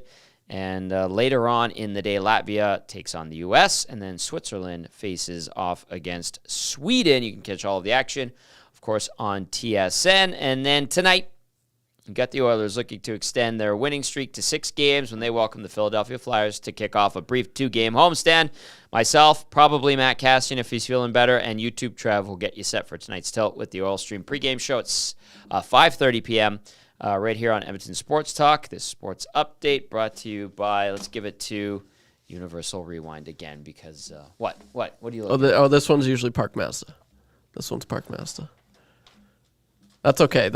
We'll do the next one brought to you by Park Mazda. Okay. Or should I do it? Do you have the commercial? Yeah, it's all ready. I love this.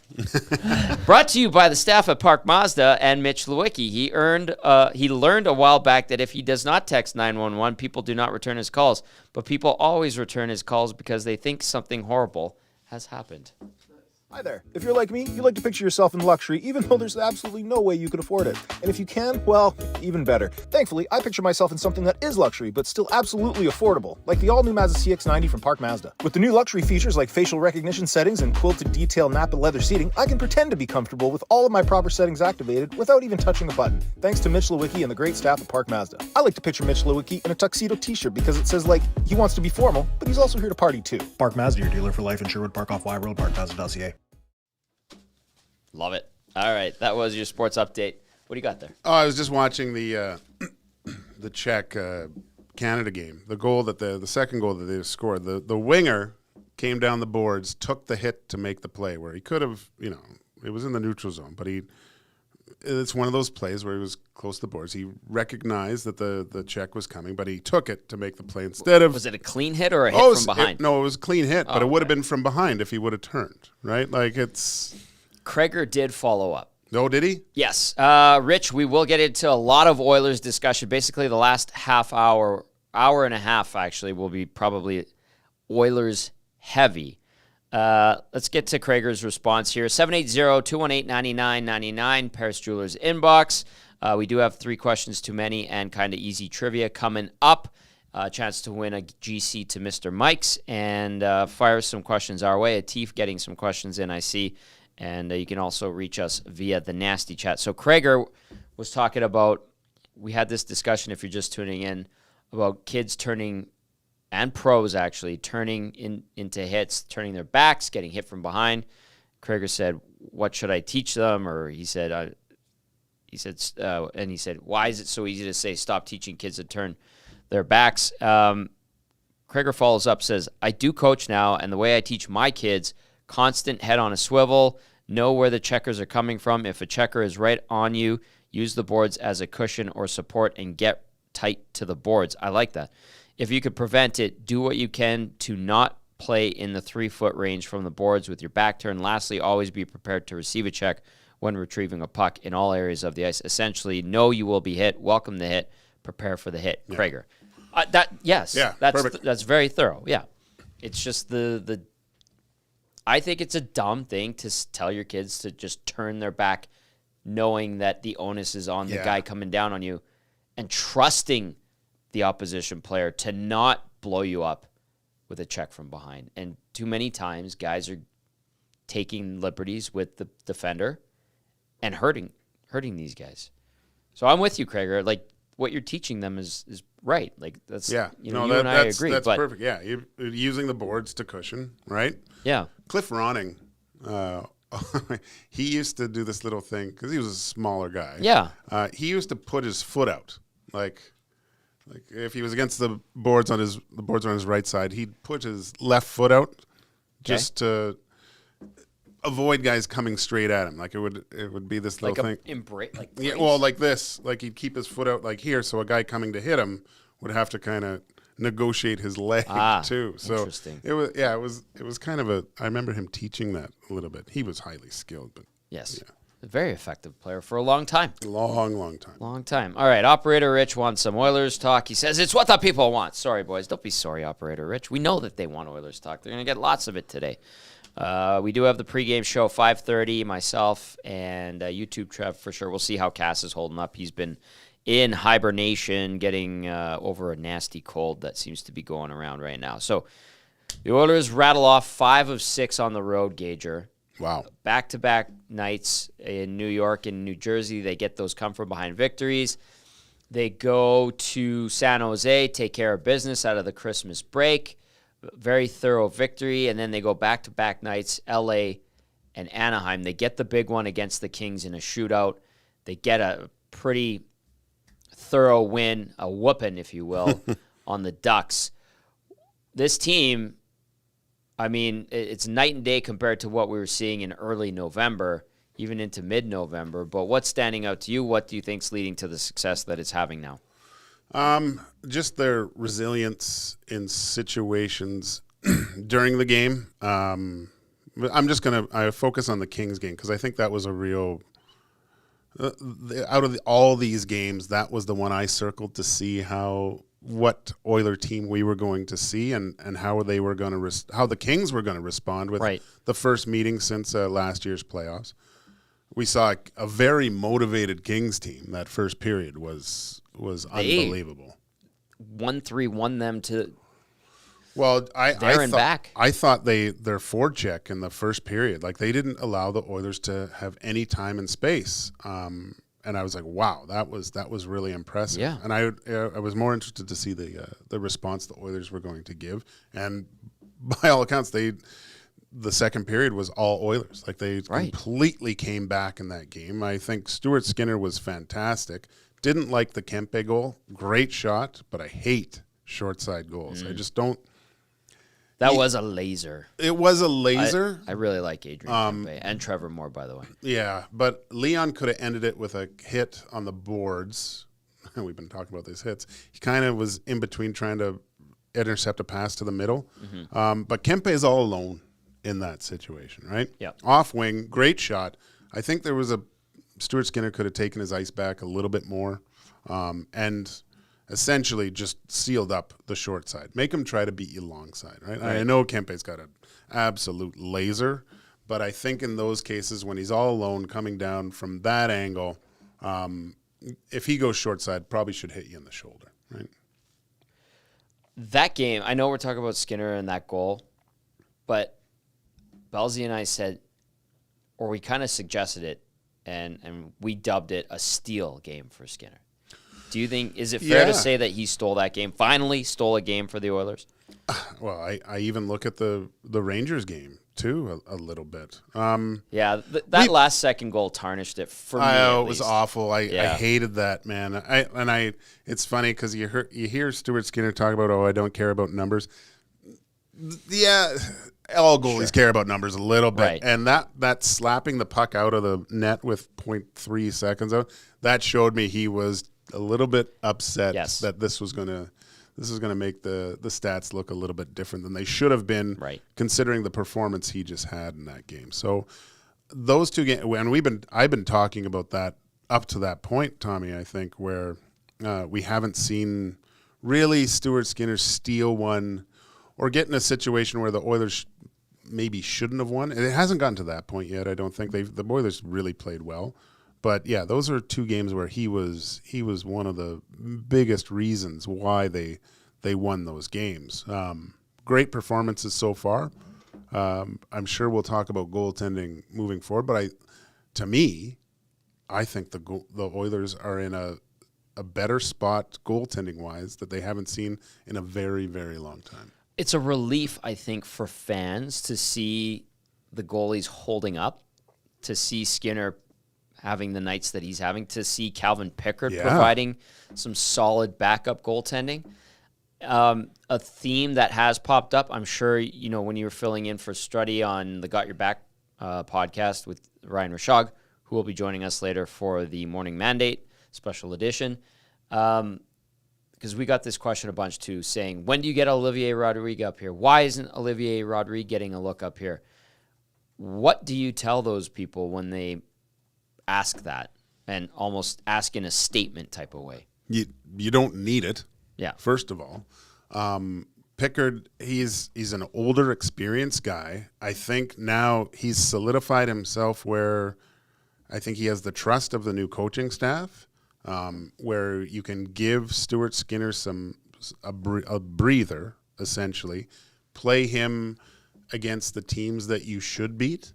You know, those kind of low-hanging fruit games that the Oilers should get those 2 points. I think he's shown that he made some great saves again in that Anaheim game to keep, you know, at the beginning. So yeah, and having your third guy, who now you'd have to say is Olivier Rodrigue. I agree.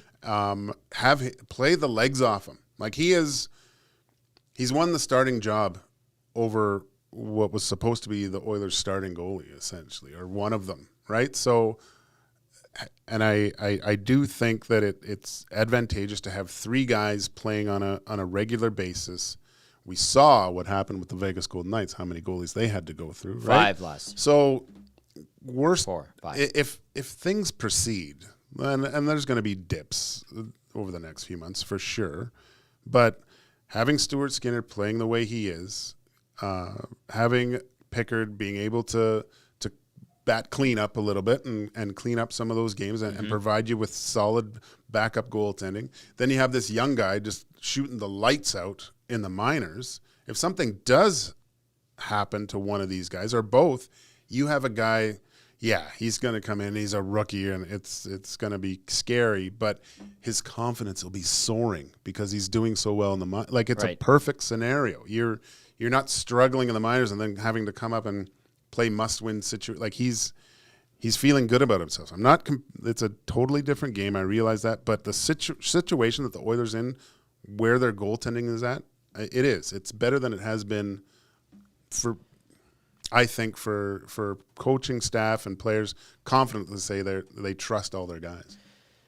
Yeah, and you're not in a position right now where you're chasing teams still. We have to remind ourselves that they're still chasing teams to get back into the mix, that you're going to be like, well, this guy playing great in the minors, let's get him in because we need to see what we've got. No. You can't fool around with that. You lost all that leeway when you had a 2-9-1 start. Yeah, he's unless something happens, like an injury or something like that, you don't see him. Mm-hmm. You play the legs off him in the minors. Let him just have a great season, and let him do his thing. And then next year, or maybe you don't say, if only he's break glass in case of emergency. I would say. I like that, and I understand that, and the urgency to rush him. I go, relax. Why? Relax. No need.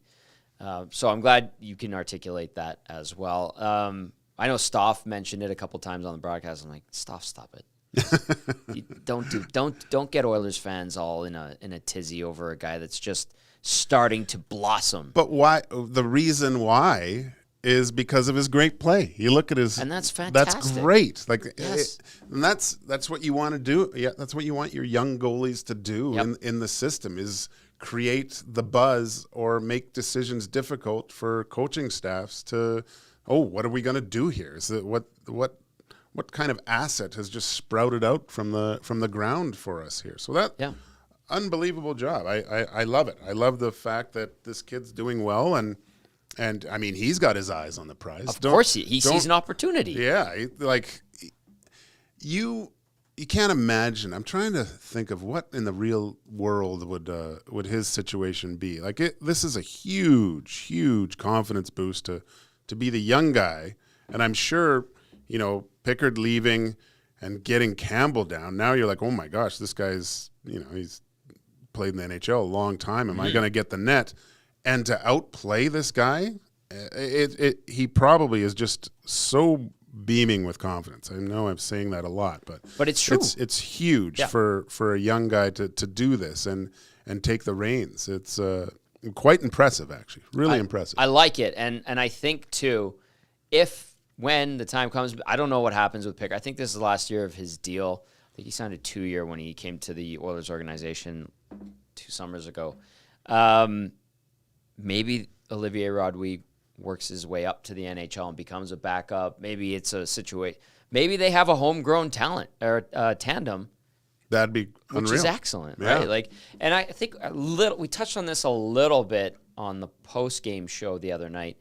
Is a lot of times the Oilers' drafting and development system gets knocked, and it deserved to, for sure. But in recent years, you've got Skinner, who's your starter. Is he perfect number one? No, not yet. He's the second full year in the NHL. The guy they signed for $5 million for 5 years that's a mistake, obviously, and they're doing whatever they can to get that contract off them. I don't like the buyout option. I think they're going to do everything they can to not have dead cap space for the next 6 years. Yeah, no, I mean, sometimes I think they're probably trying to do anything possible. Yes. But even with the 1.2 little bit of relief, at least it's something. It is. It is. And so, I mean, if you have to eat that for next few years, well, if you can get rid of Cal Peterson's contract, that was $5 million as well. Less years left, but LA was able to. It's doable. It's going to cost you a little bit, but if it's saving you cap space for 6 more years, it's worth doing. Yeah. We have seen this Oilers franchise have dead cap space for the last 8-9 years. Benoit Pouliot, Andre Sekera, they're paying for Milan Lucic to be a Calgary Flame. James Neal right now. So it's Eric Gryba was a buyout as well. Like now I think there should be an understanding in oil country about the value of having cap space, all things considered, them having to shorten lineup on opening night because they couldn't even have 23 guys on the roster 2 years in a row. So I think that the Oilers will, and I know that Jack Campbell is available to anyone, but they're going to look to peddle that contract. And yes, it'll probably cost them a draft pick. Anyway, getting back to the point of the drafting and developing, James Hamblin, Gager. Is he the ideal fourth-line center in a deep playoff run? Probably not. Who knows? But he's been serviceable. You saw him with 10 minutes left to go in the Kings game, going up against Kopitar. That's big boy hockey. That's huge. Yeah. And again, that's another little thing that I like to see Coach Knobloch do is install trust with a lot of his younger guys. Yep. And I mean, this road trip couldn't have worked out better. I mean, you look at the San Jose game, they were able to roll 4. And even throughout the Kings game, he didn't shorten up his bench too much.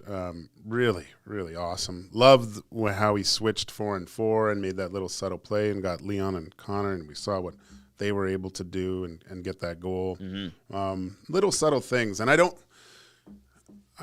know if I saw them as much, or maybe I didn't have it under the microscope as much with Woodcroft, but I'm seeing these little subtle things that Knobloch is doing that are piquing my interest of his coaching staff.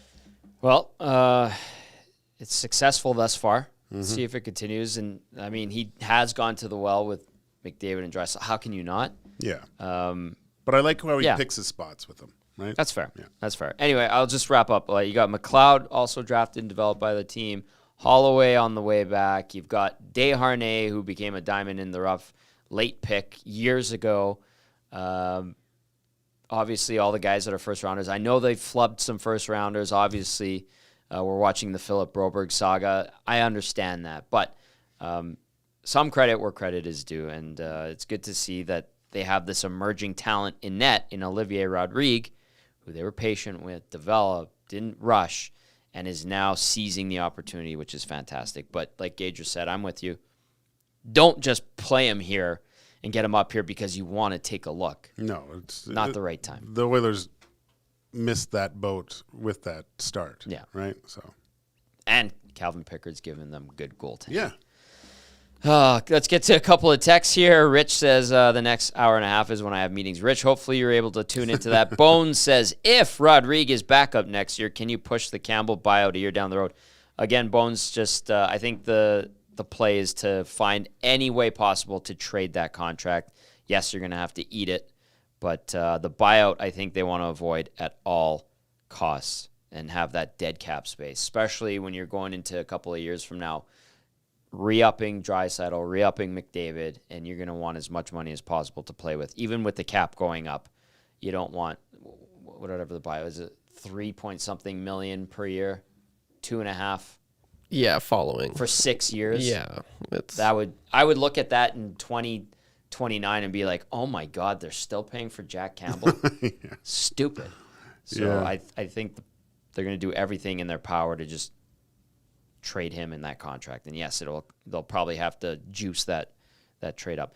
I saw a message from Smitty the Welder. I'm going to read it. It's via the Nasty Chat. Smitty the Welder and Freezer Bag like to just needle me. Oh, nice. Smitty the Welder says, first of all, he says, I hate Jack Campbell, I think, is one of his things. And he says, Skinner didn't steal the game against the Kings. He played well, but didn't steal it. Why do you got to hate Stuart Skinner, Smitty the Welder? Why you got to hate him? I'm going to put that on you this time. Good morning. Happy New Year, Smitty the Welder. But I say he stole it, but you didn't like that Kempe goal. He made some brilliant saves. He only made, I think it was 26 that night, but he made some great ones. Yeah, I'm giving it to him. He was great, man.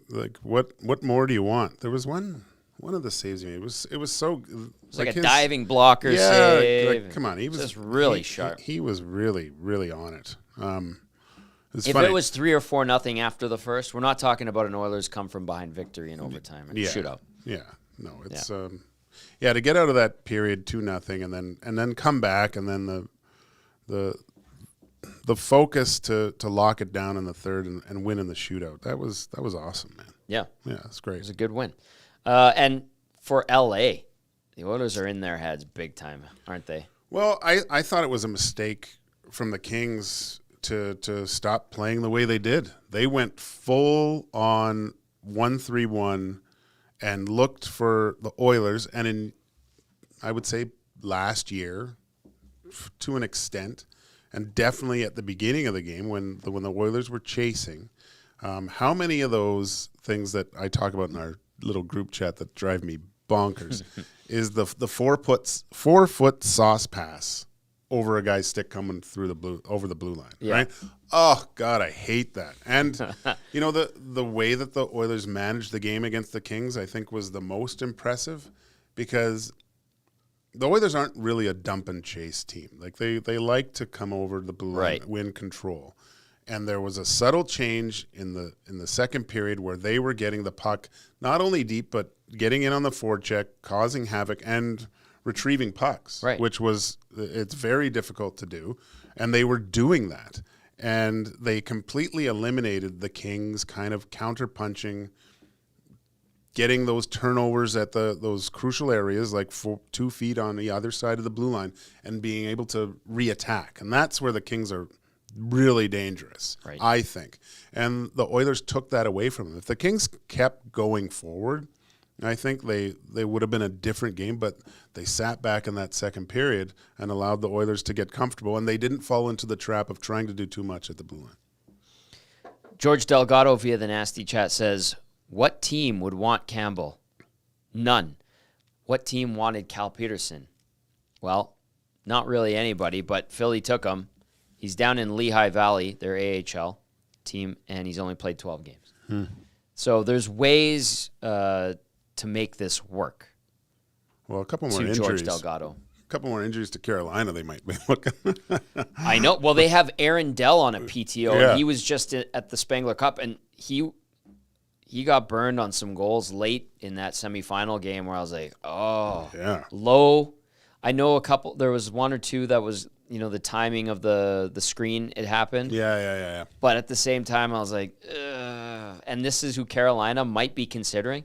Like, that's why you can find teams, George, with cap space that will say, hey, Edmonton, we'll bury this guy in the minors in our system and eat his cap for the next 3 years, but we want a first rounder or a second rounder. And right now the Oilers don't want to give that up, but maybe that changes towards the deadline. Maybe the price changes. Maybe there's a team out there that does them a favor and say, we'll scratch your back, you scratch our back later down the road. There's ways to make it happen. Like the way the Kings got Cal Peterson's $5 million contract out of there, you can make it happen. Yeah. It sucks, but it's way better than a buyout. The buyout is, they're going to try to avoid it at all costs. If they don't, yikes. Dead cap space is brutal. Killer. It's a killer. I mean, who was it? Real Deal has another year, I think. Yeah, they should have bought out Koskinen. I said it. All right, we've got Kinda Easy Trivia coming up. $25 GC to Mr. Mike's up for grabs. Just text us. YouTube Treb will pick someone to play along. Gager will be asking the questions. I am writing them for Gager. And then we've got 3 questions too many, brought to you by Park Mazda. Get your submissions in for 3 questions too many. Maybe you want to ask Joaquin something, or YouTube Trev, or myself. Fire those our way at the Paris Jewelers inbox, 780-218-9999, or if you're watching on YouTube, on our EST YouTube channel, get at us on the Nasty Chat. Let's do a quick sports update. Am I missing? No, you're okay. doing We got great. the Park Mazda one in earlier. All right, quickly now. Here is your sports update. In the National Hockey League, yesterday, just the one game, Joey Decord making 34 saves, while Eeli Tolvanen, Will Borgen, and Yanni Gourde provided the offense in a 3-0 Kraken victory over the Golden Knights in the Winter Classic at T-Mobile Park. NBA action yesterday, the Raptors, RJ Barrett and Emmanuel quickly made their debut after being traded from the Knicks on Saturday. The two of them did start for the Raptors in what would be a 124-121 win over Cleveland.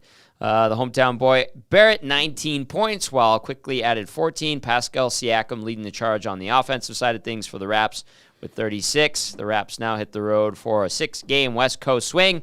College football, big-time games happening yesterday in the Rose Bowl. Michigan knocks off Alabama 27-20 and will face Washington in the national championship. The Huskies held off Texas 37-31 in the Sugar Bowl. And then yesterday, Ella Shelton tallied the first ever goal in PWHL history, while Corrine Schroeder stopped all 29 shots she faced as New York knocks off Toronto 4-0. Today, Montreal faces Ottawa at TD Place in the PWHL World Juniors action. Quarterfinals going on right now.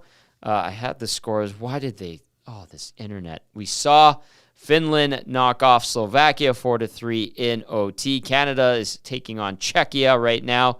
Still, 2-2 now. Are you watching this game? Oh, I just saw one. Oh, it's 2-2. 2-2 late in the second period. So Canada rallying back from being down 2-0. Later today, USA, Latvia goes, and then we will see Switzerland face Sweden.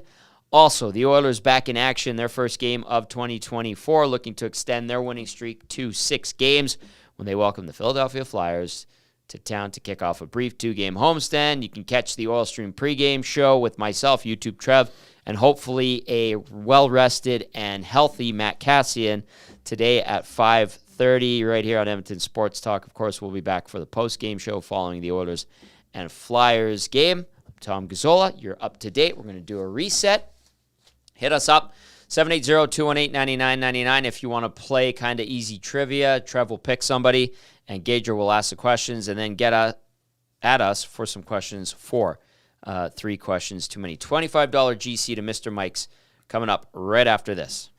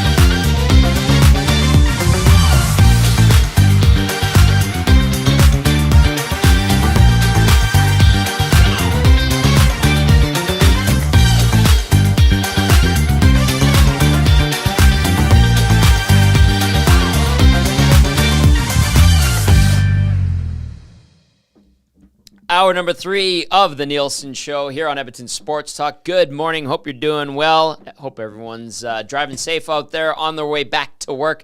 To those that don't have to work today, lucky. Tom Gazzola and Joaquin Gage with you alongside YouTube Trev as we get back into the swing of things here on EST. Full slate of shows coming up today. You've got the Hangout coming up with Matthew Iwanek, who is mending well with his arm in a sling from labrum surgery. He's going to be good to go. And then we'll have the Lock Shop with Huss and the boys. And then it's 2 guys and a goalie, right? You betcha. Yeah, we don't have Oil Stream till tomorrow.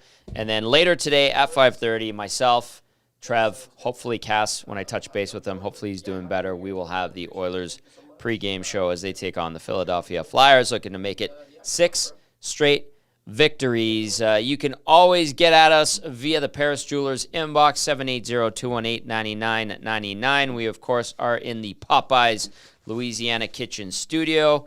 Huge shout out to the crew at A&W as well, keeping us nourished with those delicious, delicious burgers. I love a good root beer, too. And, all right, who do we have on the line ready to play Kinda Easy Trivia? Today we have Big G.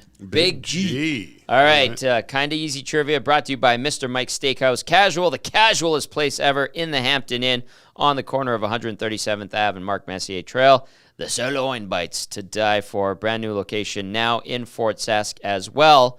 And you can always go with Dusty's favorite, the classic Mike burger. He grew up on those, Gager. Oh, yeah. And still growing up on Still, those. He's a growing boy. Yeah. He's only 6'5". All right, so we have Big G. Big G? Big G, what's going on, man? How you doing? Oh, not too much. How about yourself? Oh, we're good. Happy New Year to you, Big G. Christmas was good. Holidays were good. Everything was great. And Happy New Year to you and yours and everybody at EST. Oh, thank you, Big G. He might just win on default. Oh, he might. We want to give this GC to Big G. All right, Gager's got Kinda Easy Trivia. I fired him the questions, so if you get mad, blame him, even though I sent him the questions. Big G, you ready? You bet. Gager, you ready? I'm ready. Go for it. Let's start the ticker after I read the first question. That's what Dusty says, right? Yeah, if we had it, do we have a ticker? No. Again, that's one of my gripes. All right. All right. Just No fire ticker, away. Big Yeah. G. I'll Here we keep go. track. Who do the Oilers play tonight? Philadelphia. Are the Oilers on a 5-game winning streak? Yes. What team was R.J. Barrett traded to? Rafters. Did the Kraken beat the Golden Knights in the Winter Classic? Yes, they did. Which team won the first ever PWHL game? New York. Yeah. All 5 for right. 5. All right. Big G. All right. Gee, starting the Nicely done. year off strong. Do we have Club Beat Loop remix? Nothing, man. Nothing. I'm sorry. I'm mad. Good job. I'm mad. Oh, Big G, congratulations. YouTube Travel, get your information. You just won a $25 GC to Mr. Mike's Steakhouse Casual, the casualest place ever. Good job, Gager. Yeah. It's not the same without the ticker. No. I was hoping for ticker. Yeah. I could have probably found one on my phone, but then I wouldn't have seen the questions. Yeah, exactly. Don't worry. Good questions, Tommy. Thank you. Great ones. I make it work. It work. Time now to get to Kinda Easy, 3 questions too many, brought to you as always by Park Mazda. Brought to you by Mitch Lewicki and the staff at Park Mazda. Mitch does not lose contests. He wins them or he quits them because they're unfair.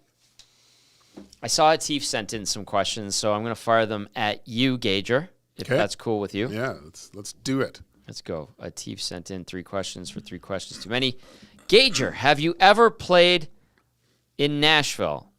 And can you give me some places to hit up as my sledge hockey team will be traveling to Nashville at the end of February?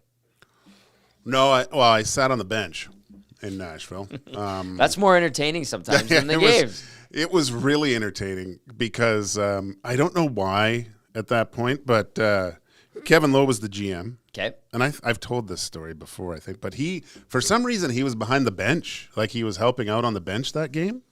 Oh, and weird. there was some pretty rowdy fans behind us. I thought I was so close to grabbing Kevin because I thought he was going to jump into the stands and beat the crap out of these What people. happened? They were yelling at him and stuff and kept on him, and he is very intense. he was yelling at these. I can't say what he was actually saying to these fans, but I was quite worried that Kevin was going to jump into the stands and it was gonna be a full out brawl because he was so ready to jump in there. But I mean, you can't go wrong in Nashville wherever you go. It's although I wasn't able to really partake in the nighttime festivities because we were there, but we were leaving in the morning. We went out after the game, I think, for a little bit, but nothing to the extent what I saw people were doing in Nashville. It's like every night is Friday. Every night in Friday, especially on Broadway. Atif, I have some spots you can go to in Nashville for sure. There's the obvious ones right on the Strip. There's Tootsie's. There's the Stage.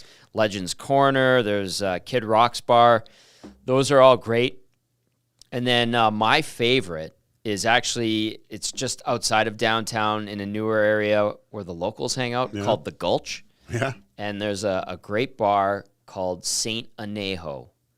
And it's like a tequila bar. Oh, yeah. But the food is like amazing. The best fresh Mexican food I've ever had. And the crowd, the vibe in that place is something else. So if you get a chance at Atif and you want to go off the beaten path, head over to the Gulch where the locals hang out and go check out Saint Anejo. Have a bite to eat, sip some tequilas, and then the margaritas there are phenomenal as well. So there's a few spots for you for sure in Nashville. All right, Atif also asks, what was your favorite concert to all three of us? You go ahead, Gage.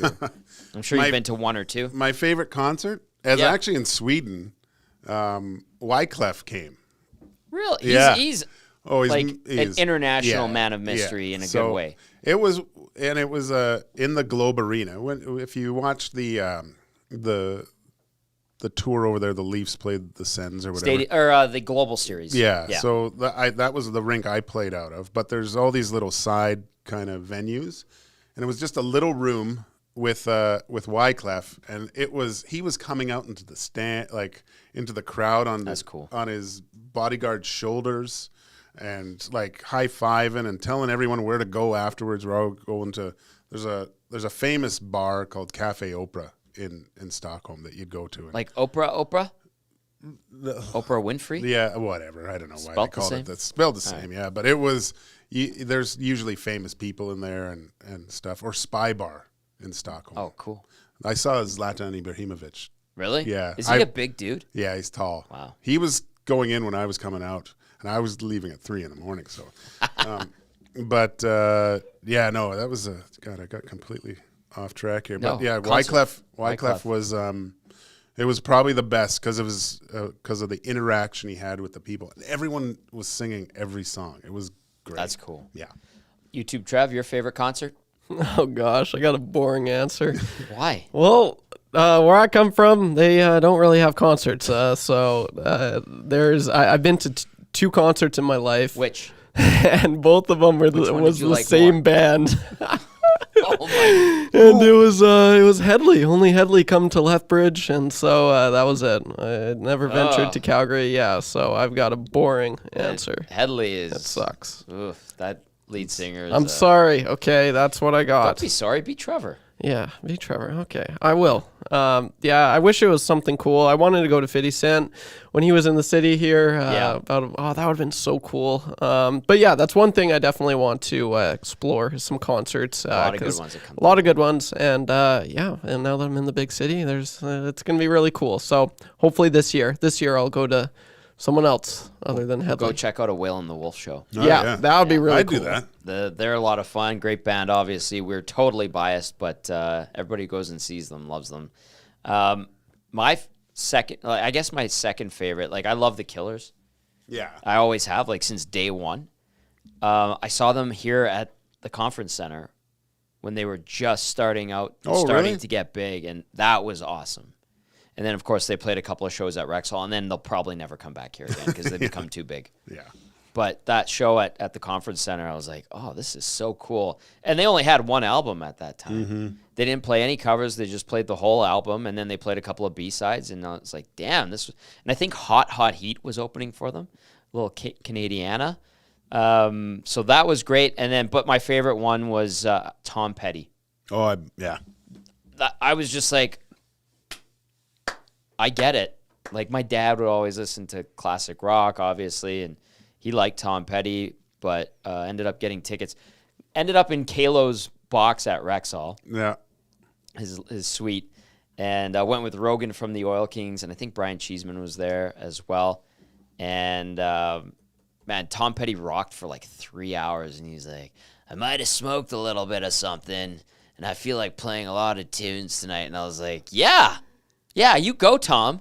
And you know what? It was a good mix of, like, older people that probably were huge Petty fans in his heyday. And then, like, a lot of younger people, too, were just like, damn, this was awesome. And it was just, and I was like, this guy is a brilliant talent. And not that I didn't respect him before. Yeah. And he had passed away a couple years. It was a heart attack or something. I remember I think it's the Don't Come Around Here No More video where he's wearing the top hat. Yeah. In junior, we'd get all the bands coming through, and Tom Petty was coming through. And there was probably a stack of like 18 pizza boxes outside his bus. Yeah. But the hat was on top. That hat? Well, I don't know if it was that, but it was a top hat on top of these pizza boxes. One of the guys on our team took it. I won't say who it was. Oh, no. And we were like, we had Tom Petty's hat in our dressing room. Well, we said it was Tom Petty's. I don't know. Yeah, that was, I got a personal little concert from Bonnie Raitt one time. How did that happen? Well, we don't practice there, right? And Bonnie Raitt was getting ready to go on. She was doing her sound check. Yeah. And I came back in the rink, and she was on stage, and she was just looking. And, you know, when you see a star, like there's an aura around them. Yeah, right? there is. And she was singing, and so it was unbelievable first. And I just dropped my bag and just kind of stood there. And I didn't realize what I was doing. And then I think some security started walking close, but she was singing, and then she looked at me and winked. Yeah. And I got all scared, and then I ran off. So yeah, I got a personal song sung to me by Bonnie Raitt one time. That's beautiful. Yeah. That is so cool. Yeah, great question, Atif. All right, final question for 3 questions too many. Atif version. Oh my God, I lost it. Where is it? There it is. All right. Atif also says his favorite concert was AC/DC at Commonwealth. That was where like Thunderstruck was happening and lightning was in the background, right? Oh yeah, I remember that. Yeah, and then Metallica had a show there where they had thunder and lightning in the background, and the music was just crazy. I remember that. I think they did a YouTube stream, Metallica, of that concert. I watched it. I'm like, this is so cool. It was the end of their tour. The third question from Atif to wrap up. 3 questions too many says, what toppings do you have when you have a hot dog besides ketchup and mustard? Well, when I doctor it up for the boys at the Elks games, there's usually bacon in there. Dusty, I try to throw a little bacon and cheese because I know those are his 3 food groups: is bread, meat, and cheese. Yeah. I like a few. I like sauerkraut sometimes on a dog. I do like chili dogs too. Oh, those are good. Such a mess, though. But you know what? You can't go wrong with just some ketchup and mustard. True. They're staples, but there's ways to jazz it up, and I think that's what Atif wants to know. Trev, do you, like, I know you don't get a lot of concerts, but do you know how to dress up a tube steak? Yeah, no, I'm pretty bland with my hot dogs. I don't even like mustard on it. It's just ketchup and a little bit of barbecue sauce every now and then. And the only topping I've ever really put on is probably banana peppers, just to get a little spice. Excellent. I like that. Yeah, it's not bad. But yeah, I wouldn't mind like maybe some fancy hot dogs in the future. Maybe some like fried onions. That'd be nice. Something like that on a hot dog. That'd be good. No, there's a great I can't remember. There's a great hot dog you can get at Local. Oh yeah, it's phenomenal, and it has like chili and it's so good. I think there's guacamole on it. It's absolutely it's like a Wagyu dog too. It's that phenomenal. Sounds good. But for a good old fashioned pork missile at the turn, Atif, get some cheese on there. Yeah, definitely ketchup. Definitely a little bit of mustard. Banana peppers for sure. And if you're feeling spicy and you're not worried about having stank breath, throw some onion on there. Crispy onions. I like the crispy onions. Caramelized onions. Yeah. But that's a great question. Trev already putting in orders for Elks games. That's crazy. Where do I come see you, Joaquin? Yeah. That does it for Kinda Easy Trivia, brought to you by Park Mazda. And good job to Big G for winning a $25 GC to Mr. Mike's Steakhouse Casual. Excellent stuff. I see Ryan Rishaug is ready to go. Do we have his intro music? I already know the answer. It is no, because they left us with nothing for a special edition of the Got Your Back. I think Morning Ryan Mandate. could probably play it. Ryan, I see he's getting ready. Ryan, can you have your own music on there? Can you have it ready to go? Acknowledge us if you hit there. He's nodding his head. Yep. All right, send him in. We're ready for Ryan. Hello, Ryan Rishaug. Do you have a little music for us? What's going on, boys? Tickle that ivory. Timberlake rocks. Well done. Can't remember any of it. I know the end. We're not doing 5 days a week anymore, so it's not in front of mind. Something to do. You broke the story, Ryan. Ha ha ha. You broke the story. Yeah. Tom Gazzola isn't very good, everybody. Wow. That was in there, wasn't it? He is a 6'2" pile of Charmin. Yeah. That's the very last thing, right? Don't be jelly. Don't be a player broadcasting is all about. Rishaug is nothing but a 6'2" pile of Charmin. Says the 5'8" little ball of hate. What's going on, boys? Hey, you leave Ray alone. Not much, Shogger. Thanks for doing a special edition of the Got Your Back Morning Mandate. Sure, yeah, nothing going on right now. I'd rather be watching, so no problem. Happy to be here. You have 14 screens in that office of yours. I know. You're probably watching 17 games right now on the 14th. Perfect timing with intermission, anyways. But I'm sure you guys are having a great show. What's going on today? Gager? Good to see you, Ryan. Happy New Year. You too, buddy. Happy New Year to you too. Thanks for filling in on the podcast, by the way. Oh, that was great. That was a lot of fun. That a lot of backlash. The Strugledites out there have been all over me.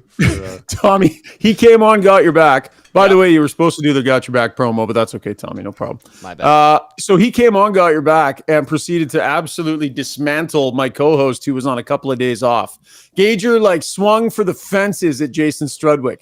He did an entire segment. So Struddy has a segment on the pod called Struddy's World. So we did Gabbin' with Gager. Yeah. And his entire segment was about why does Jason Strudwick hate goalies so much? He went back over the statistical history of all the goaltenders Struddy played with and made a case that Struddy made all of their careers worse. He absolutely was a systematic dismantling of the co-host to the point where I wasn't sure I wanted to have him back on the show. Oh, Struddy, I mean. It was good. Wow. Good. Well done, Gager. In my defense, Struddy did come in to the hangout and proceed to talk about my slow glove hand for a while. He did. Oh, did he? I was on for that one. Yes. That's awesome. It's all love, and nothing says friendships like some gentle ribbing, Shogger. Yeah, and I among buddies, right? Hey, Tom, that's right. That's all it is when I make fun of you when you're not around. It's gentle ribbing. I saw Struddy at the. You know what? The one great thing about before the holidays, the Christmas market at Fort Edmonton Park was phenomenal. I saw Struddy down there with the family. Of course. So we, nice. Awesome. That was good. Awesome. He's got a great family. I will say that. For as yeah. much of a clown as he is and a pain in the ass he is, he's got a top-notch crew that he's rolling with. So yeah, I'll back that up for sure. For sure. Shogger, all right, we're going to see the Oilers in action for the first time in 2024 when they take on the Flyers tonight. I'll see you at the rink for the morning skate. Mm-hmm. And this team's cruising along here. I dubbed the game against LA a steal of a win for Skinner. Smitty the Welder says he didn't steal it, but I'm going to give it to him. What has stood out to you the most in this most recent winning streak and then the team's play overall over the last 21 games here? Well, the most recent winning streak, I would say it has to be, the emergence of a second line that nobody would have ever predicted. I mean, Ryan McLeod and Warren Foegele and Leon Draisaitl, I guarantee that did not hit a whiteboard in any coach's office at any point in time over the summer. Nope. So it turns out maybe Ryan McLeod's best hockey as an Oiler is to be played on the wing, at least in the here and now. And then you've got Warren Foegele, who is showing that he can make plays. That's the thing with Warren Foegele, fellas.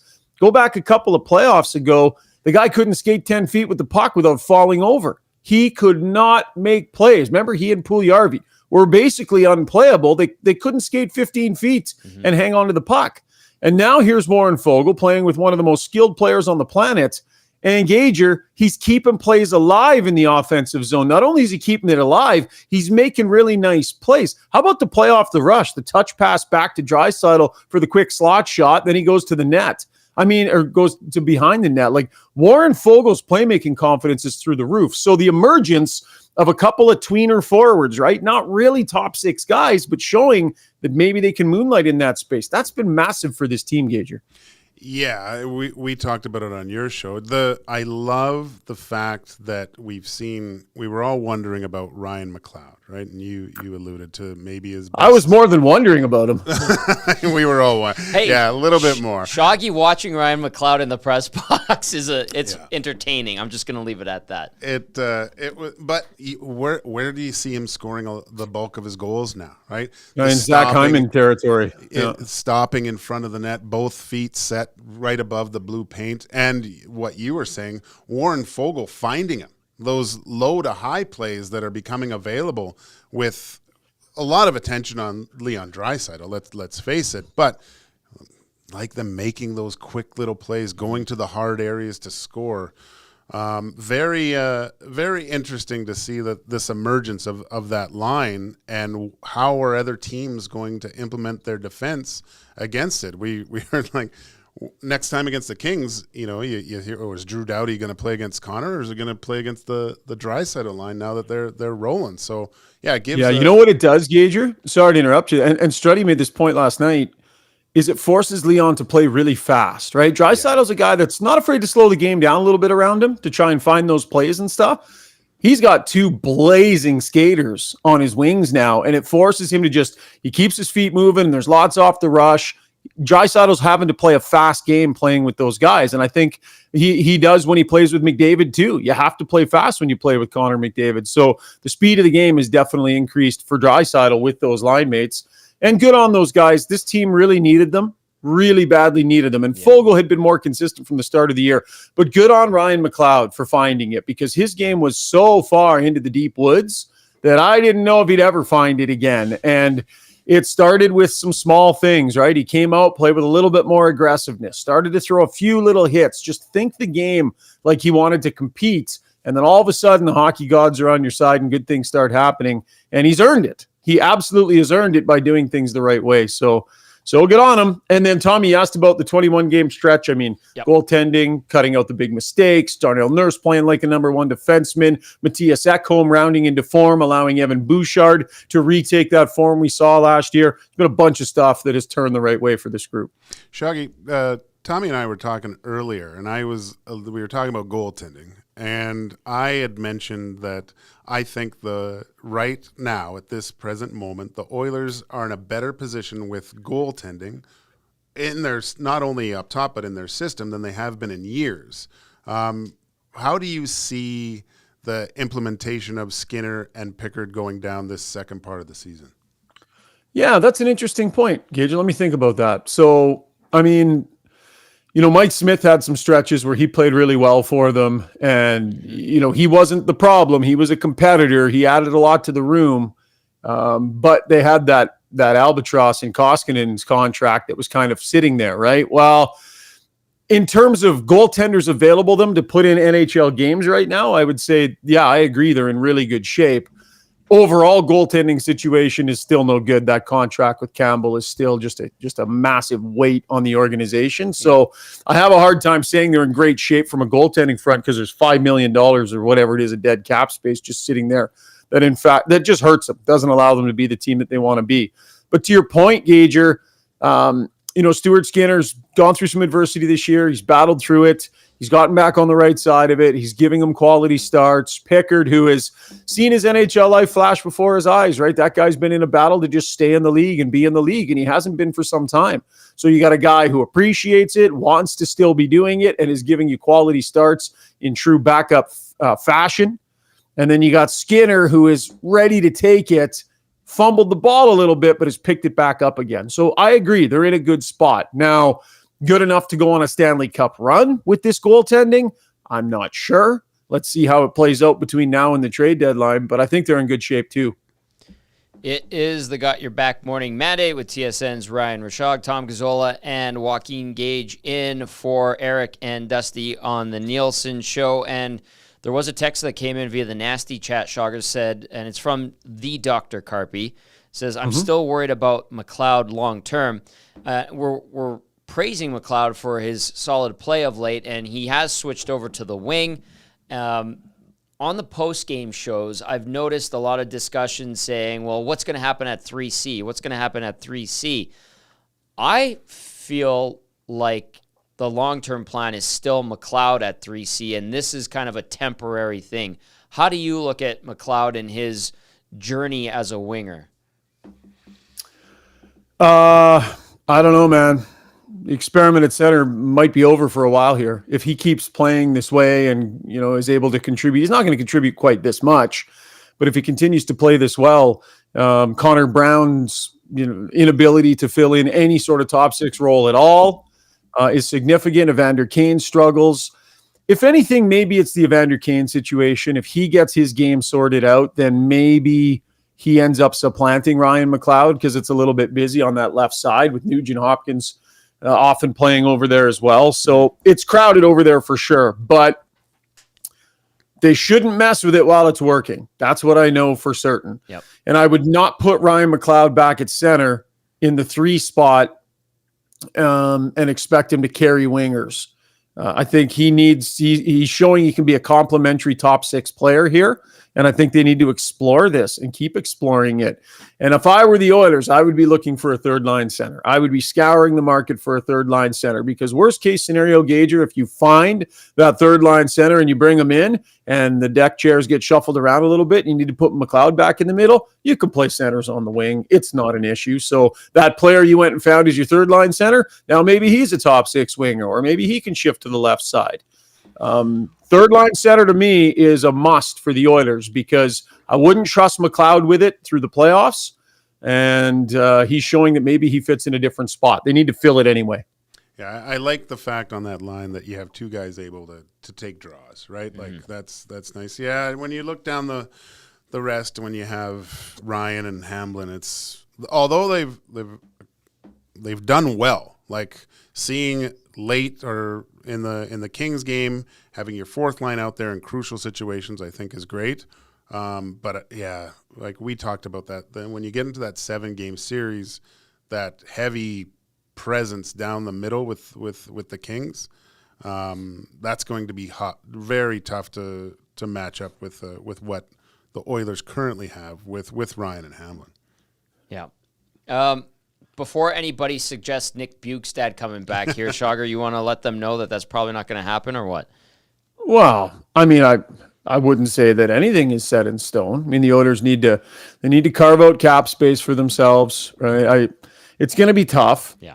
And I haven't hopped on to Puckpedia lately to really know what they're trending towards in terms of available cap space come the trade deadline. But they'll be in position to try and upgrade themselves a little bit.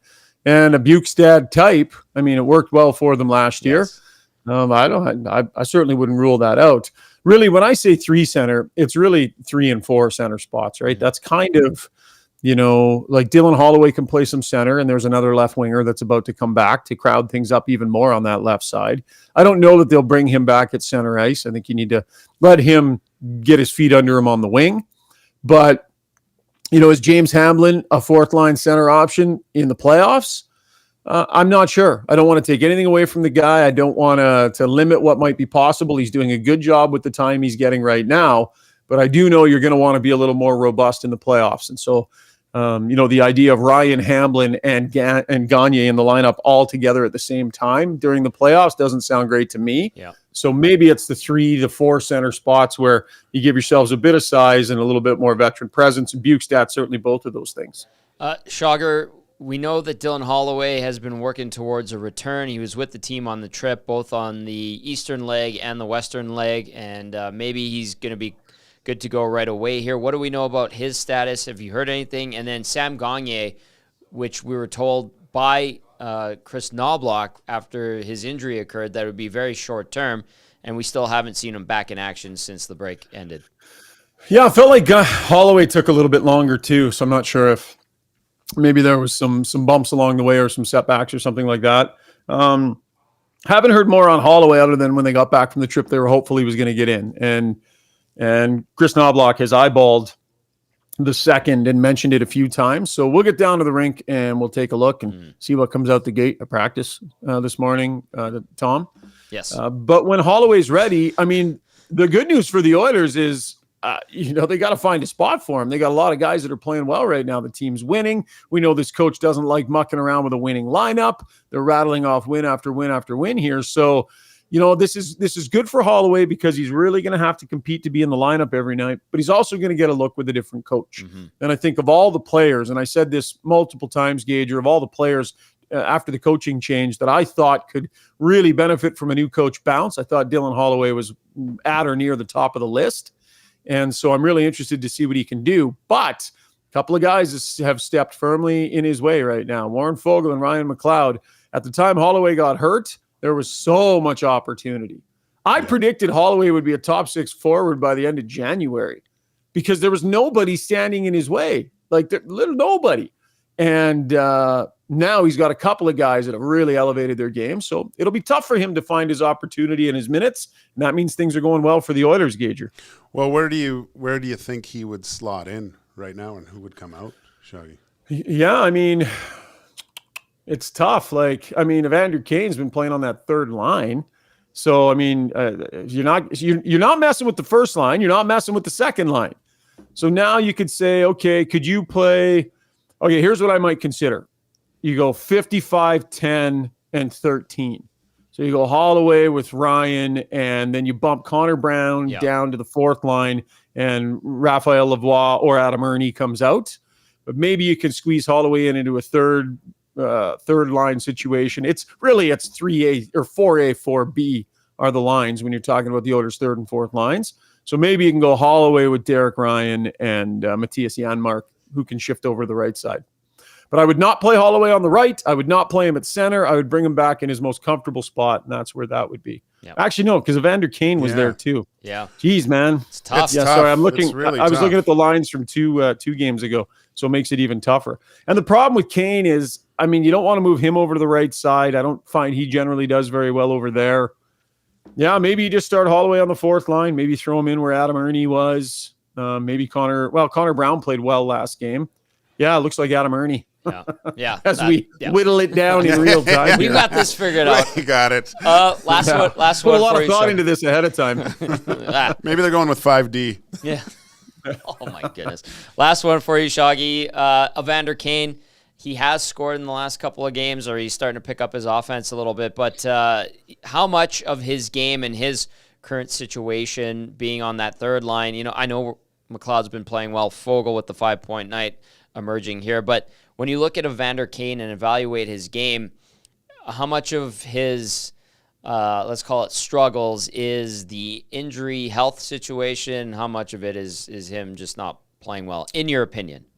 Yeah, he hasn't practiced a ton. He's missed a lot of practices. And, with a new coach, and you're trying to get a feel for people and work some things in, I find that Kane, when he is in, I find he's out of position a fair amount. He looks like he's maybe hasn't quite caught on to the way they're doing things the same way. And that could be practice time, quite frankly.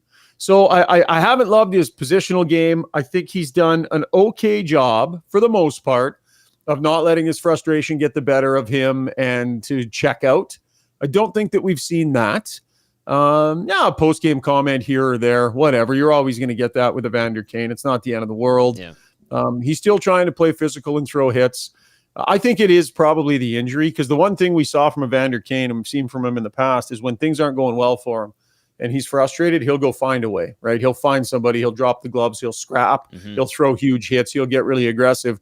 And the fact that we haven't seen a lot of that leads me to believe maybe he's still dealing with that injury and it's taken some of the edge off that knife in terms of the number of things he can do to get himself involved. he seems limited right now. Yeah, it's good to remind everyone that he is a little bit nicked up. Was a game time decision. Ended up playing scoring goal the other night in Anaheim. Shoggy, thank you for doing this special edition of the Got Your Back Morning Mandate.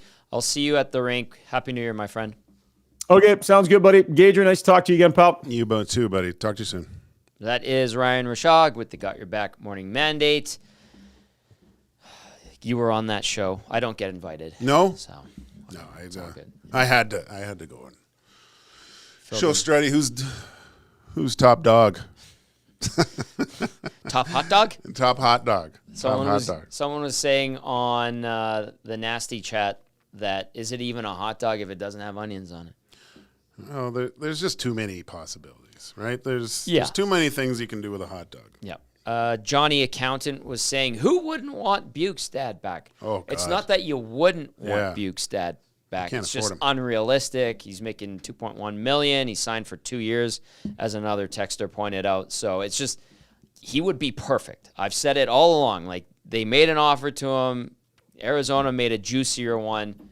They lost him. He did want to come back. Last year was the first time probably since the 80s that every guy that was on the roster at the end of the year wanted to come back.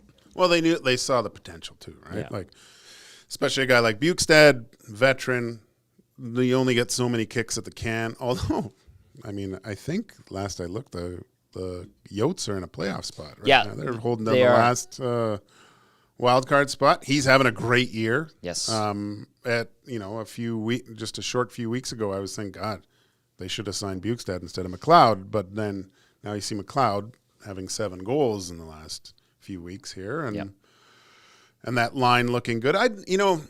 Just looking at it's so tough with those bottom 6 to see what you would want. I would like to see Holloway play with Kane. I like that idea in the wings. I know they're on their off. One would be on the offside and stuff. But I like Ryan in the middle. He's a very skilled, smaller stature, I know, but I like him in the middle of what he can do. Mm-hmm. He chips in offensively. Like, there's a reason why they picked him for the shootout.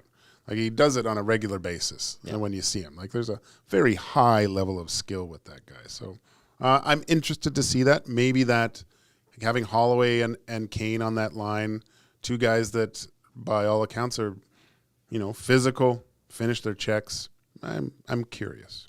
The Oilers are winning games right now. I know. They've won 15 of their last 21, 14-6 under Chris Knobloch, on the cusp of making their way back into the playoff mix. They have 37 points through 34 games. Arizona does hold down the second wild card spot as of today through 35 games, so they've played 1 more game than the Oilers. They have 3 more points with a 19-14-2 record. The Coyotes have rattled off back-to-back wins, and they're 6-4 in their last 10.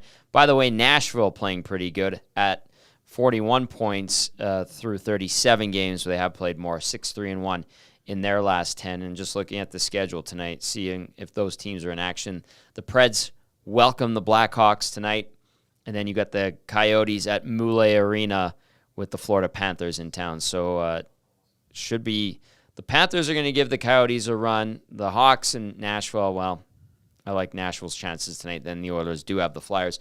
But for the Oilers, Gage, like, if you're Chris Knobloch, if you're anybody in that locker room, you're not looking past the next game in front of you. You can't yet. You can't start doing that. Well, I think what adds to it is the way that the Philadelphia Flyers handled the Oilers back at the beginning of the year, too. I think there was not so much, but I think there was a little bit of we're just going to go out there, throw our sticks, and things are going to work out back when the game was in Philadelphia. And that was, to me, that was a real big eye-opener, that game. I thought that was going to be a turning point of the season just because of how they were kind of manhandled by the Flyers. And when you look at the lineups, they don't match up. No. Not at all. No. It was all desire, will, and hard work. Well, their coach says they've got balls. Yeah, well, yeah, I'm sure they do. But it's going to be a very difficult game tonight. The Flyers are they're kind of fun to watch. Just lunch bucket. It's hard to realize their first line from their fourth line. Yep. We got Carter Hart coming back home. He's going to have a lot of fans in the stands tonight. The Visa's getting probably a bit of a beating. But collect those points. But I like the fact that we're going to see two local goalies go at each other that work out in the summer and do things. And I'm sure, I can guarantee Stuart Skinner's looking at this and trying to even up this series for bragging rights. Doesn't want to go down 0-2 to Carter Hart to hear about it as they're working out in the summer. Both really good dudes. Yeah. Really good dudes. Should be a good goaltending matchup tonight. Should be a fun game. It feels like it's been forever since we've seen an Oilers game in Edmonton. So the Oil in action tonight, 7 o'clock, against the Philadelphia Flyers, putting that 5-game winning streak on the line. We will have the Oil Stream pregame show for you, myself, YouTube Trev, and if Cass is good to go, because he has been sick lately, he will be on as well. 5:30, we go right here on Edmonton Sports Talk. If you want to get any texts in, hit us up, Paris Jewelers inbox, 780-218-9999, or via the Nasty Chat. This text from Big Dave says, "Hey boys, I'm just looking at the schedule for January, and I'm not trying to sound like a homer, but could the Oilers go on a serious heater this month? Not any world-beating teams on the schedule, and given the recent play, I can't see them slowing down. Happy New Year to the three of you." From Big Dave, and I had the schedule. Thanks, here. Big Dave. Yeah, I was reading something that's saying it's an easy part of the schedule for the Oilers. Yes. With their opposition, saying that they got to take care of business. They have games in hand, which is advantageous, but can't have a lull in play. And I really think that what we've seen in these last 6 games is a consistency to play a certain way that makes it difficult for other teams to match, right? We saw Connor McDavid go nuts against the Ducks. That was crazy, that first period, seeing him dart in and out. He only had 1 point that game. I know, but he seemed like he was all over it. Weird that he would only have 1 point. Right. But it was, he's feeling it. You got that second line feeling it. Darnell Nurse, those passes that he's finding, that assist to Leon. That's all world, man, to recognize that. The play of Bouchard. I don't think we've given enough credit to the Oilers' defense over their play over the last month and a half. It's been a cohesive unit of really good play. So all things pointing in the right direction, but there's still a lot of work to do. And I think that it's a sign of a mature team realizing that, knowing that they really can't let their foot off the gas here, Tommy. The schedule for the Oilers this month, if you're wondering what the heck is the schedule that Big Dave is talking about here, well, they get the Philadelphia Flyers tonight, Saturday, so they get 3 days between games.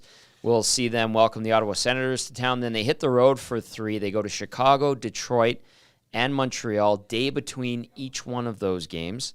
They get 2 days off. Then they return home against the Toronto Maple Leafs, who have certainly struggled in recent weeks, and they can't figure out their goaltending situation. Day off, then the Kraken are in town, and then day between game, they'll travel to Calgary on the Friday, which is the 19th, take on the Flames on the 20th, and then a couple days between games, so Sunday, Monday, no games. They get Columbus, day between games, Chicago, day between games, and Nashville here in Edmonton, and then I think it's the All-Star break after that, or the bye week going into February. So like Big Dave said, this is, on paper, a favorable December schedule-wise. How you manage it, completely different story. And we've seen, the Oilers out of the gate had a fairly, I don't want to call it easy, but manageable schedule. Days between games, multiple day breaks. And we saw loss after loss after loss. Heritage Classic. They win. Oh, okay, good. Maybe they're back on track. Loss. Coach gets fired. Lose to San Jose. And then, it was ridiculous. Then what I'm impressed with them in this last, 21-game stretch is they've beaten good teams as well as teams that they should beat. So that's the reassuring part. The 8-game heater was nice. This 5-game heater is good. Potentially 6 if they have a good night against a tough Philadelphia team. The opportunity is there, and Big Dave's right. They could do some serious damage, and by the end of the month, we could potentially be talking about them getting closer and biting at the heels of the LA Kings, maybe even surpassing them depending on how LA plays and getting into the mix again. But it's up to them. And, every time you think that the team's back, they do something to just piss you off, and you're like, what's wrong with you? Why can't we have nice things in Edmonton? Yeah. With this hockey team?